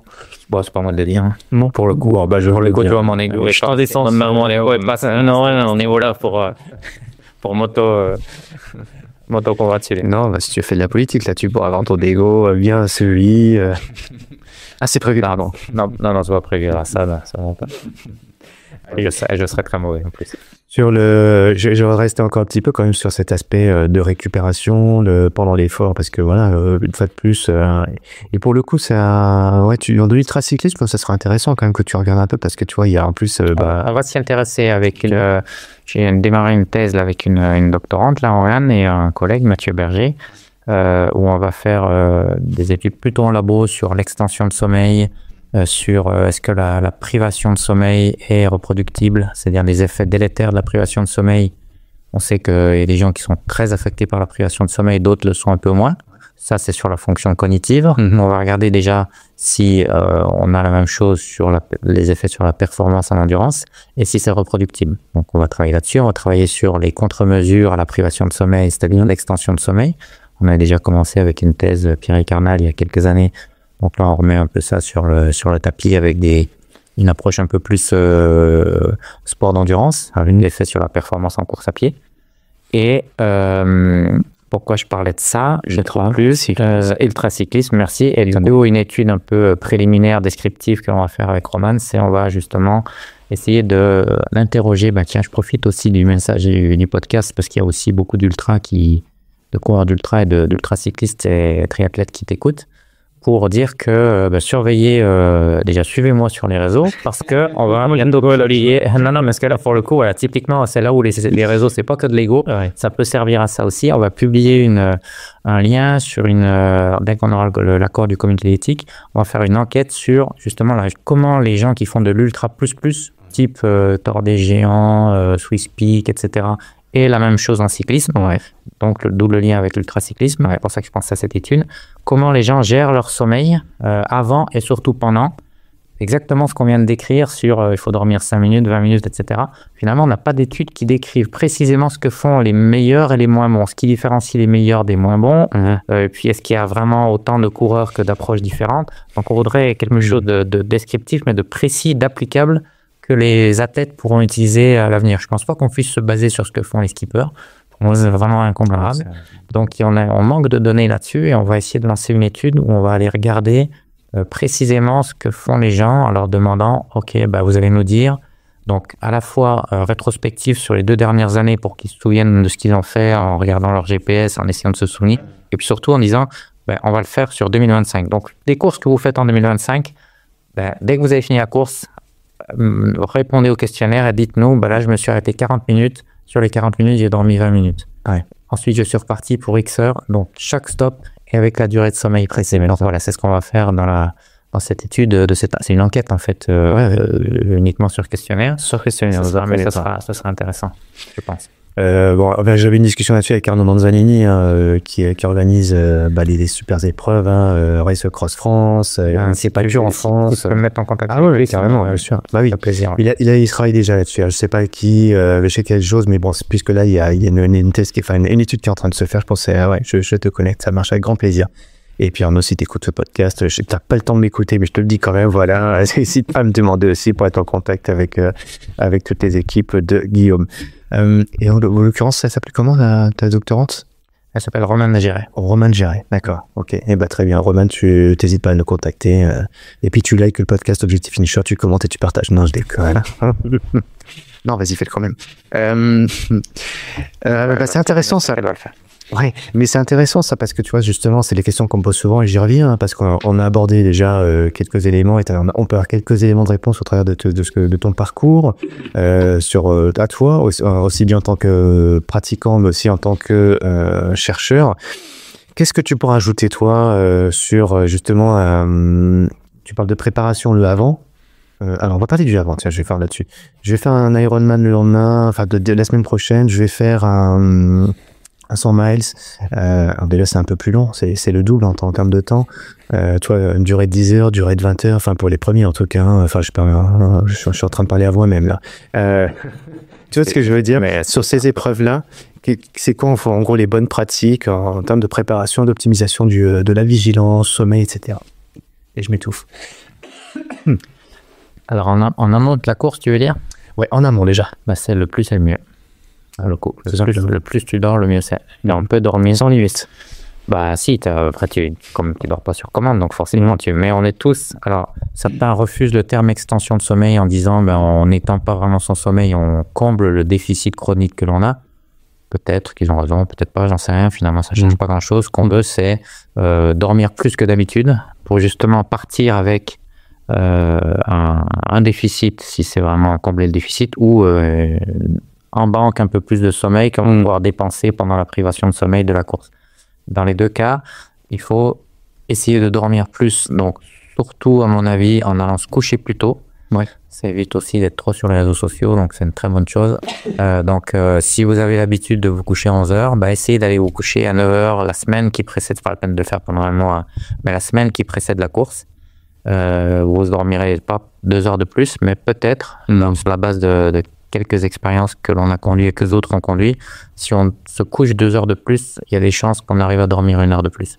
Donc si tu dors 1 heure de plus par nuit pendant 5-6 nuits, j'ai de l'écho dans le cas, c'est normal, eh bien tu vas accumuler du sommeil. Oh, c'est pas grave. Hein. Ça ne doit pas être très grave. Je le laissais monter, mais non, ça ne change rien. Tu t'en rends toujours. Non, c'est pas grave. Et du coup, je sais plus ce que c'était. Ouais, là, tu dors 1 heure de plus par nuit pendant 6 nuits, par exemple. Ça fait 6 heures en plus capitalisées sur le sommeil. Si tu rajoutes quelques siestes courtes, pour le coup, parce que si tu dors 1h30 la journée, tu te couches à 9h, oui, là, c'est sûr que tu vas pas dormir direct. Ouais. Donc, tu peux rajouter aussi un peu des siestes. On ne sait pas d'ailleurs si c'est mieux de dormir, de faire des siestes tous les jours, plutôt de se coucher, etc. En tout cas, essayez d'accumuler du sommeil le plus possible. Et ça, c'est vraiment payant. Et les gens le savent sans le savoir vraiment. Nous, on a fait une étude avec notre doctorant Nicolas Bouscarène sur le Grand Raid de la Réunion. Ouais. Et on se rend compte que finalement, les gens ont beau le savoir, ils partent en déficit de sommeil, même plus important que ce qu'ils ont l'habitude d'avoir, où il y avait déjà des gens à l'avant, une baisse. Alors la Réunion, c'est un peu pas suivre, parce qu'il y a aussi le voyage, etc. Mais quand même, le fait est qu'ils dorment, ils sont en déficit de sommeil avant de prendre le départ de la course. Ouais. Et donc ça, c'est pas terrible du tout. Ouais. Et ça, tu peux le faire, tu dis la semaine d'avant, quoi. C'est pas juste la veille. Non, parce que la veille, en général, c'est là que tu dors pas bien. Ouais. Justement, ça permet aussi de compenser un peu le fait que de toute façon, tu es stressé, tu dors moins bien. Et puis si tu es vraiment stressé, il y a des choses qu'on peut faire, comme travailler sur la respiration, par exemple, même pas, petit clin d'œil à Stéphane, et voilà, et sur la relaxation, prépa mentale, blablabla. Stéphane Lanson, que vous retrouvez sur le podcast sur un autre épisode. Là, c'est fascinant, la respiration, c'est génial. Voilà, donc on peut essayer de faire des choses quand même pour essayer de mieux dormir, mais admettons qu'on dorme effectivement, ou soit parce qu'on est stressé, soit parce que le départ est très tôt, etc. Ça permet effectivement, en accumulant du sommeil la semaine d'avant, ça permet de se prémunir, en partie au moins, des effets délétères de la privation de sommeil que l'on aura forcément pendant son ultra. Pourquoi tu m'as pas répondu tout à l'heure pour toi en fait, le week-end, je dors plus en prévision d'une semaine où je dors moins. Tu l'as dit à l'inverse. Tu dis en fait, j'ai ma semaine et puis je récupère le week-end. Tu vois, c'est pas l'anticipation, c'est plus en réaction. Oui, parce que l'anticipation, c'est sur un objectif précis. Il faut c'est semaine après semaine, donc c'est plutôt normal. D'accord, donc c'est un objectif en tout cas, tu anticipes, ok, ça marche. Mais oui, je t'invite à réfléchir à la chose. Tiens, Phil, la semaine, elle commence quand? Elle commence le vendredi soir, où déjà je vais prendre un bon capital. Mais tu le sais, toi, quand elle commence la semaine? À moi, ma semaine à moi? La mienne. Elle commence le dimanche soir. Parce que le premier jour de la semaine, c'est le dimanche, donc je devrais commencer le dimanche matin. Matin, alors d'accord. Moi, la mienne, c'est dimanche soir. Ouais, et pas le lundi matin, en tout cas. Si aujourd'hui, je devais dire, quand est-ce qu'elle commence ma semaine? Mais c'est comme la nuit. Est-ce qu'il faut être mieux le jour pour bien dormir la nuit, ou est-ce qu'il faut mieux dormir la nuit pour être bien le jour? Il n'y a pas de réponse, c'est cycliste, de toute façon, tout ça. Bon, l'homme est quand même un animal diurne, non? Donc, on dort la nuit, quand même. Ah oui. Mais est-ce que ça veut dire que le point de départ, c'est le réveil, ou est-ce que c'est le soir quand on s'endort C'est quoi le point de départ? Là, tu m'as perdu, là. Oui, je sais. C'est trop compliqué pour moi. Non, parce qu'en fait, moi, les personnes qui me disent, je dors pas bien, alors qu'est-ce que je dois faire? Est-ce que je dois me préoccuper de mon sommeil, c'est-à-dire, je m'occupe le soir de ce que j'ai à faire pour bien dormir? Ou alors, est-ce que je dois me préoccuper de la façon dont je me réveille? Et ça commence le matin par mon conditionnement pour savoir, tu vois ce que je veux dire, non? Je m'explique pas bien? Non, pas très bien. C'est sûrement que ça fait un petit moment qu'on cause et que je fatigue, on va dire que c'est de ma faute et pas de la tienne. Au fond de moi, je pense que si tu veux un peu de... Au fond de moi, je pense que c'est ta faute, mais on va dire que c'est moi. Tu veux un bonbon de caféine? Non, en fait, tu regardes, on pourrait prendre une petite dose de café. Non, on va bientôt conclure ce super podcast avec toi où on a tout mélangé. De toute façon, j'avais dit je ne voulais pas trop le structurer celui-ci parce que, mais il a l'air de rien. Tu vois ce que je disais, pour moi, n'est pas si anodin que ça parce qu'en fait, le point de départ, il n'y a pas jamais de point de départ en fait. Tout est cyclique pour moi, tout est harmonie, tout est. Donc en fait, si tu penses de façon chronologique quel est le point de départ, mais en fait, déjà, tu te mets un stress dès le départ. Donc, je suis dans mon délire là. Mais en fait, si le coup, je me conforte dans là-dedans, me regarde, qu'est-ce qu'il raconte Blanchard? N'importe quoi. Bon, en tout cas, une course, au moins, elle a un départ et il faut être... faut accumuler des sommeils le plus possible avant le coup de pistolet. Et qu'est-ce qu'on doit faire après pour récupérer alors? Parce qu'on sait qu'on n'a pas le sommeil facile après une course. Tu sais, les hormones, machin, tout ça. Les douleurs surtout. Et les douleurs qui t'empêchent de dormir. Alors, c'est quoi les conseils par rapport à ça? Tu ne peux pas prendre des antidouleurs. Surtout pas des anti-inflammatoires après la course, ça c'est sûr. Les antidouleurs, non, t'as pas voulu faire le con, tu payes. T'assumes, mais tu fais dormir mieux plus tard. Mais une fois que c'est passé, c'est pas grave. C'est comme ça. Il y a le pendant, donc ça, personne ne sait vraiment ce qu'il faut faire. C'est le plus, c'est le mieux. Et après, c'est comme je te pousse, je pense. Ouais. Mais en fait, c'est vraiment cette notion de dire je vais me mettre dans les meilleures conditions possibles. Donc, bien sûr, ça commence par de l'affûtage. Je me repose 3 semaines avant la course. Je dors le plus possible la semaine avant la course. Je soigne mon alimentation la semaine avant la course. Non, on va pas partir là-dessus parce qu'on est reparti pour 1 heure. Enfin, comme tu veux. Il y en a plus. Même plus. Et puis, je fais aussi tout ce que je peux pour être le moins stressé possible. C'est-à-dire, moi, c'est pour ça que j'aimais bien aussi l'UTMB parce que c'était fin août. Donc, j'avais repris boulot, mais c'était encore un peu cool au mois d'août, etc. Et c'est aussi pour ça que je pense que j'ai bien réussi les UTMB parce que j'arrivais détendu, etc. Alors que les courses pendant l'année universitaire, c'était plus compliqué. Et c'est pour ça d'ailleurs que j'ai créé ce modèle dont on parlait tout à l'heure au début et finalement on l'a jamais développé, mais sur mon site kinésiologie.com, je suis fort en com, vous allez pouvoir trouver plein de potards sur le flush modèle, sur le modèle de la chasse d'eau. Mais c'est l'avantage de ce modèle, l'intérêt de ce modèle, c'est justement pourquoi la chasse d'eau. 1, parce que ça me faisait marrer, et 2, parce que c'est cette notion de dire il faut partir avec la chasse, la cuve la plus vite possible, et donc dormir beaucoup. Ça permet vraiment de ne pas avoir d'eau du tout au départ de la course. Parce que c'est l'eau, c'est la perception de l'effort, en fait. L'eau étant la perception de l'effort. Si tu cours, tu vas augmenter ta perception de l'effort. C'est la même chose que si tu augmentes ton niveau d'eau dans la cuve.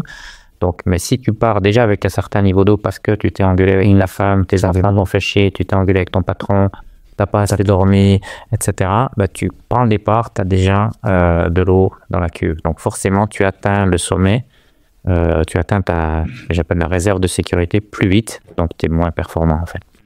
Mais bon, on va pas partir sur le flush model parce que c'est parti pour encore là aussi le modèle kinésiologie.com. Kinésiologie. G8 comme Guillaume. T'as vu le mec, c'est une agence j'ai mandaté une agence de com, ils m'ont pris 300 000 € pour le nom, franchement ça les vaut. Et de toute façon, si on veut savoir plus sur toi, on va pas aller sur Google, maintenant on va sur ChatGPT, on dit dis-moi qui est Guillaume Millet, je l'ai fait tout à l'heure. Et non, je l'ai pas fait. Non, je l'ai fait pour Philippe Propage ce matin, et c'est marrant parce que c'est très biaisé tout ça, comme toujours. Mais par contre, quand on questionne bien la bestiole, elle répond un peu plein de choses, c'est fascinant. Donc si on veut des recherches ou te suivre, on peut aller sur une IA, quelle qu'elle soit d'ailleurs, je dis ChatGPT, mais il y en a plein d'autres. Je vais aller sur mon site, c'est encore mieux. Et on va directement sur ton site à toi. C'est le tien. Kinésiologie. Moi-même.com. C'est le tien. Et pourquoi t'as pas manié avec guillaumemillet.com? Parce que je trouvais que c'était plus marrant kinésiologie. C'est pas vraiment facile à trouver du coup. Ouais, mais je m'en fous. Je préfère, tu vois, c'est là où je vois que je suis dans la com, mais il faut que ça soit un petit côté sympa, sinon ça me touche. Sympa. T'es quand même donc pas mal sur LinkedIn, sur interagir avec toi. J'ai vu un peu ce qu'on peut interagir parce qu'on répond et toi tu réponds. Non, ça c'est cool et c'est sympa. Et puis des fois ça peut déconner aussi. Je réponds pas toujours, mais j'essaye un peu. Ça répond, on dépend à qui alors peut-être. Ouais, j'essaye de jouer des jeux. Non, à partir du moment où on y est, c'est les gens qui te suivent, il faut essayer de respecter un peu tout ça. Après, je réponds jamais aux commentaires négatifs. Je me suis toujours refusé.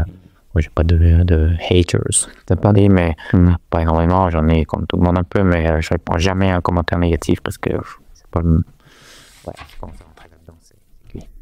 On va suivre aussi ton étude, ton projet qui se transforme en étude après, que tu collabores en plus avec École de Trail, ça permet de rebondir là sur un épisode que j'avais avec Sébastien, que j'apprécie beaucoup d'ailleurs, et salut Sébastien, et donc j'espère qu'on va pouvoir travailler ensemble. Je suis un laborieux, moi aussi collaborer sur ce projet-là parce que j'ai bien envie personnellement, donc si je peux être utile, je serai, et puis avec aussi, je te consommerai toi aussi en retour avec Eric dans le projet de l'académie, la prep mentale, donc on est en train de processer tout ça, c'est fascinant, enfin moi ça me fascine en tout cas, mode Palo Alto, on échange, on partage, on voit ce qui va naître de tout ça. Et je vous passe, d'ailleurs, si vous voulez en savoir plus, n'hésitez pas. Vous me demandez c'est quoi ce truc sur la prep mentale, hein, ou l'accompagnement mental, parce qu'on n'a pas trop le temps de préparation, on peut dire conditionnement, bref. Donc, merci pour tes contributions, Guillaume, aussi, et ta confiance. S'il y a une question que je t'ai pas posée, tu sais, je l'ai fait à d'autres podcasteurs qui la posent, celle-ci. Moi, je l'aime bien, en fin de compte, celle-ci. Il y a peut-être une question que j'aurais aimé que je te pose. Pourquoi il y a si peu de femmes qui font de l'ultra? On en a parlé, mais je t'ai pas posé la question comme ça. On n'a pas dit pourquoi il y en avait si peu. Et pourquoi Ignace? Ah bah tu m'as dit j'ai pas dit que j'allais répondre là, pour le coup. Tout à l'heure, tu n'as pas voulu que je réponde, j'ai répondu. Donc là, tu me demandes de répondre, je répondrai pas. Allez, voilà, du coup, moi je tombe dans le piège, je te l'ai posé, du coup. Merci, Guillaume, en tout cas. Et puis, rendez-vous. Et est-ce que tu as prévu une course, toi, pour toi? Une course ou une. Redis-moi la question de course. Non, parce qu'en plus, il colle pas à ma pratique sportive. Il y a 2 ans, j'ai fait un trail de 30 bornes, c'était sympa, mais j'avais pas fait de course avant ça depuis 10 ans. J'ai arrêté en 2010. Ça fait presque 15 ans maintenant que j'ai pas mis de ça, à part une ou deux petites expériences, mais ça me manque pas. Donc non, j'en ai assez fait des courses, j'en ai fait pendant 35 ans, des dossards, j'en ai mis pendant 25 ans, donc depuis que je suis tout petit, j'ai mis ça sur le dos, je me suis éclaté à faire ça, et puis voilà, il y a un temps pour tout. Aussi bien 60 ans ou 70 ans, ça va me reprendre et j'aurais envie de préparer une saison, mais aujourd'hui, j'ai ni le temps, ni l'envie. T'as pas l'envie. Donc voilà, j'en ai assez fait, je me sens pas du tout obligé d'en faire, donc j'en fais pas. Alors c'est quoi le secret pour rester svelte comme toi? Non, mais je cours par contre. Ah, genre une pratique. Ouais, je cours de pratique. Pas beaucoup, je cours 3-4 fois par semaine. C'est déjà pas mal. Donc ce qui te manque pas, c'est pas de le courir, c'est le dossard. Ça. Et en même temps, j'aime bien aller sur les courses si j'avais plus de.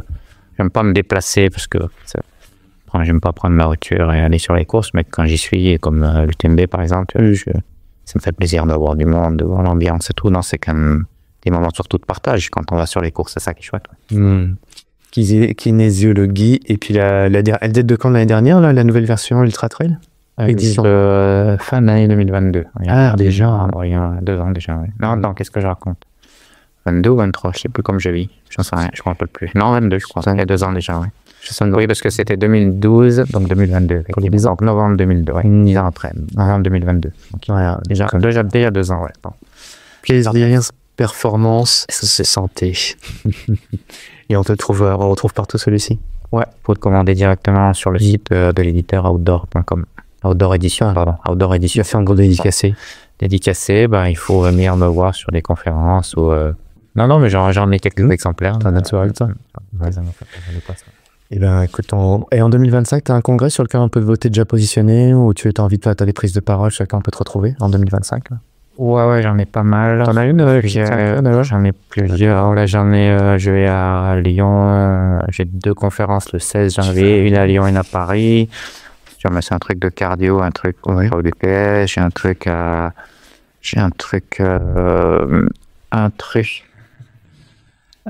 qu'est-ce que j'ai d'autre? J'ai un truc à Saint-Étienne sur activité physique et santé mentale. J'ai quoi d'autre? Non, j'ai pas mal de trucs, j'ai plus en tête là, toutes les autres. Donc, je pense que j'en ai plusieurs au premier terre. Et là, là, c'est pareil, comme je disais en début de podcast, c'est finalement là où je m'éclate le plus. Mais je crois que dans les confs scientifiques, même si je suis content d'aller voir les collègues, mais aller voir le public, c'est vraiment sympa. Ouais. Et j'en fais cool quand même dans l'ensemble. Ouais, et vous êtes cool aussi. Merci de nous avoir écoutés jusqu'ici si vous êtes encore là. C'est pas trop vite. Alors, pas fatigué. On n'a pas battu le record, là, ça fait combien? Non, t'es encore une demi-heure. Il y a autre chose. Ouais, bon, on va parler de nutrition. Non, ça c'était le record avec des vitissants, c'était fait vers 2h30. Et là, on est fait en 2 fois en fait, pour être honnête. On avait fait une pause déjeuner, on avait refait avec petit jour. On a fait une pause.